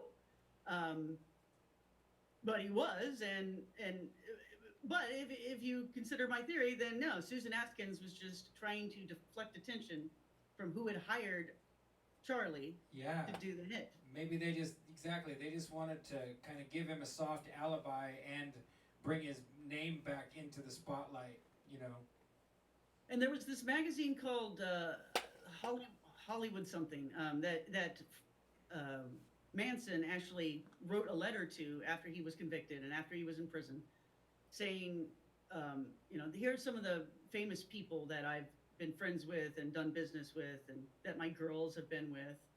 And Nancy Sinatra was mentioned in this letter. So, of course, Frank Sinatra gets on the phone and calls the Hollywood paper and says, if you ever print anything about Nancy and the Manson family again, I'll, offer you can't refuse. Again, so yeah, I think there's a lot of circumstantial evidence linking him to the Kennedy deaths and linking him to the Manson deaths. And I can't say if he actually paid for the hit, but, I consider him a likely accomplice, if nothing else. Likely involved. Well, So I'll leave it at that. But I think we're going to learn more because you just told me that there's a whole book about connections between Sinatra and Manson. Well, I don't see this as like how I something feel that after I read that. we can't. This isn't something we can like tie up. It's like these are going to be. It's a whole nother O's of connections here. Well, A whole nother can of worms, Tracy. Yeah, I felt kind of, when I was coming up with this stuff, I felt like, okay, here's some stuff I can actually talk about in public that I've discovered, because I've discovered so many other juicy things that are so juicy, I can't talk about them because they implicate people who are alive who will kill me if I talk about it, as we've demonstrated over the last few months. But I was thinking, oh, okay, well, these are all cold cases, so I can go ahead and talk about this stuff in public. But as I've finished up the essay, I started to realize, okay, well, Frank Jr. is still alive, and Nancy's still alive, and, And murder never goes cold. Murder cases are never, I mean, it might be, they're still open. They might be cold, but they're still open. Yeah, there's no statute of careful. limitations, you're right. Yeah. So. I agree with you, though, that we're probably, all of us, safer to focus on things that we know aren't current events or close to it, because that's definitely what... As long as the perpetrators are dead, we're probably in a safe place to talk about it publicly, right? Well, safer. Yeah, I guess you tug at that sweater string and it unravels the whole sweater eventually. You have to be careful. Yeah, in the chat, Jacob Bacchus again said, and I'm paraphrasing, that now the whole thing is tied instead of to actors and rock stars. Now we're looking at the same kind of stories with all the Silicon Valley tech people. And I'm sure that's true, but what a horrible thought, right? Like, oh no, I don't want to see any bad video footage of Steve Jobs and Bill Gates or anything like that. That would have been, yeah. Jeff Bezos getting his head shaved. But man, go ahead. No, you're. I was just gonna say I'm kind of at a loss for words because like, oh, what are we doing? You know, I could wrap it up by saying there's a very interesting website where you can look at some accusations of at least attempted murder against Frank Sinatra. And this is the official Jan Dean website. You know, just Google it and you'll find it. And you remember the surf band Jan and Dean? Yeah. Okay, and they did like Little Old Lady from Pasadena and some of these old surf songs. So anyway, I wasn't saying you had to go there right now, but I was just typing it in for the fun of it. There's a really long essay there by, I guess, the official biographer of Jan Dean. And it's all about how, or I don't know, Jan and Dean. So there's Jan and then there's Dean. And right. I can't even remember their names right now. But anyway, like they both experienced a lot of problems in their life after there was an incident that they were involved in, or one of them was involved in. And it involved Frank Sinatra's son, Frank Jr. So Frank Jr. was kidnapped by some people who were just trying to ransom him. You know, they just wanted to get some money from Frank Sinatra, Sr. And so Frank Sinatra negotiated with these guys on the phone for a couple of days, but the FBI and, the government was also involved from the beginning. So it ended up being this sting where, they paid the people their ransom, but then they just ended up arresting them right afterwards. Right. And then they went on trial. The bad guys went on trial, and their defense was, well, hey, actually, my friend here knew Frank Sinatra Jr. They went to school together, and Frank Jr. was in on it, and it was all to get money. Wow. And of course, Frank Jr. denied that he had anything to do with planning it, but there was some circumstantial evidence that wasn't the case. But one of these guys, I think Jan or Dean, one of them was involved in giving the actual perpetrator some money, not very much money, but like some gas money or something. And the money that he used for the hotel that he was keeping Frank Jr. in while he was kidnapped. So Dean, I think, okay, maybe it was Dean. That guy he says, oh, I gave money to that guy all the time. He was just broke all the time, so I was always loaning him money. I didn't know he was going to use it for that. We don't know the truth there, whether Jan or Dean was really involved with Frank Sinatra's kidnapping, Frank Jr.'s kidnapping, and we don't know the truth really about whether Frank Jr. was in on it or not. But either way, it seems like Sinatra Sr. took it upon himself to punish both Jan and Dean afterwards. So he made a bunch of phone calls to make sure they would never work in Hollywood again. They were starting to be in movies and TV, and every time they would have a new project, he would make a phone call and have it killed. And then eventually he graduated to actually trying to kill them. So, or at least this is the way they perceived it, Right. Is that their cars would break down, they would get in these horrible accidents and almost die. At one point, there was this really unexplained accident on a film set where a train on the set was supposed to stop, and then it didn't stop. Oh, wow. And they almost died that way. And it seemed like something had been tampered with on the set. And then instead of, just fixing that thing and trying the scene again the next day, they just stopped filming altogether, which tells you that, okay, the producers of the film probably realized, oh, we're getting sabotaged by Frank Sinatra. Let's not do this. Yeah. So they never really were able to get their careers off the ground again after that. And in their biographies, they're saying, well, it's because we were on Frank Sinatra's enemy list. The last sentence in this essay, written by their biographer, says, you don't fuck with Frank Sinatra. So they felt good enough about saying that. They're not afraid of being called kooks for for thinking that Frank Sinatra did this to them. Right. So it's probably because they know, because they, their producers took the phone calls. So when you put put a story like that in with the Johnny Fontaine story. Oh, and you mentioned in The Godfather, okay, that the story about the film that he really wanted to be in because it was going to be his big break. Right. He couldn't get into movies like he wanted to unless he got a really big part in a big film. Right. That's based on the reality of Frank Sinatra pressuring Ava Gardner to pressure her contacts to get him the part in From Here to Eternity, which was his big break into film. Well, so in the movie, in The Godfather, the producer doesn't want to hire him because Fontaine has seduced one of his mistresses in the past, and that makes him mad. And so he says, yeah, of course, Frank would be perfect for, or not, excuse me, Fontaine would be perfect for this part, but he's never going to be in it because he ruined this relationship I had with this one girl, which is interesting because that's what I think, that's the reason why I think Frank Sinatra had Roman Polanski's wife killed, is because Polanski ruined his marriage. But anyway, so yeah, the horse head scene. The producer finds the horse head the next day. It's after he was given the offer you can't refuse, and he refused. Right. He was told by Corleone's lawyer that was sent out as a messenger. The lawyer, who's I think an Irish guy who's adopted into the family, says to the film producer, "You've got to do this, and then if you do, we'll do some favors for you." But he's turned down. He wakes up the next morning with his favorite horse, his head severed, in bed with him. And so the movie, of course, implies that that was done as a punishment because he refused the offer. And so Frank's biographers, in all of the biographies of Frank Sinatra that have been written, people have asked about this.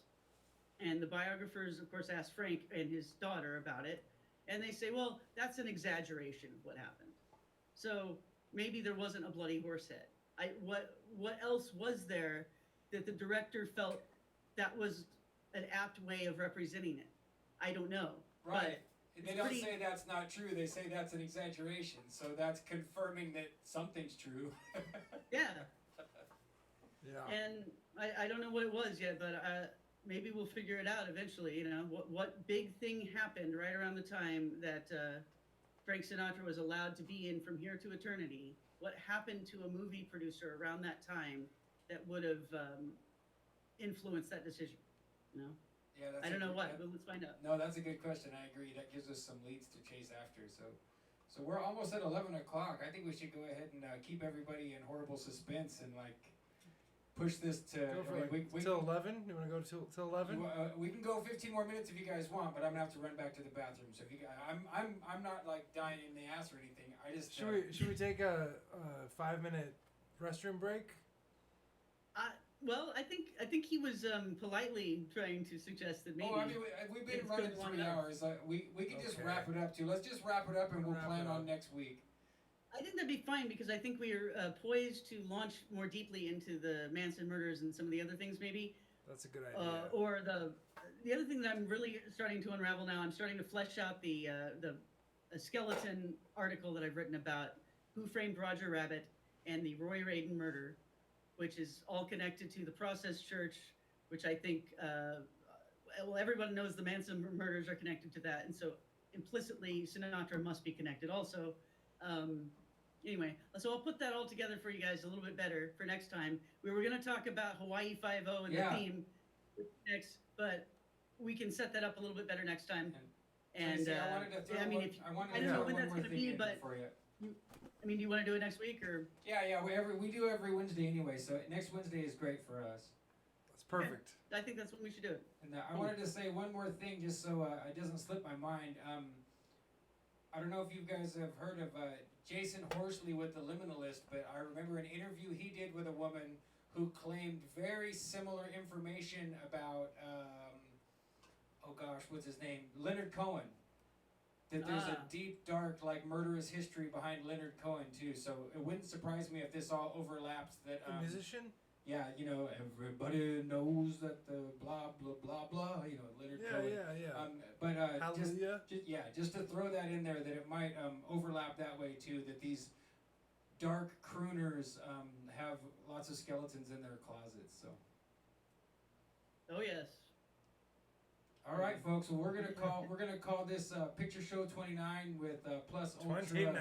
So, you know, sign up for Plus Ultra if you want to read. Please sign the up for book Plus before it's in Ultra. print. And what we say every week to everybody when we push the button, Tracy's, we say, "Okay, bye."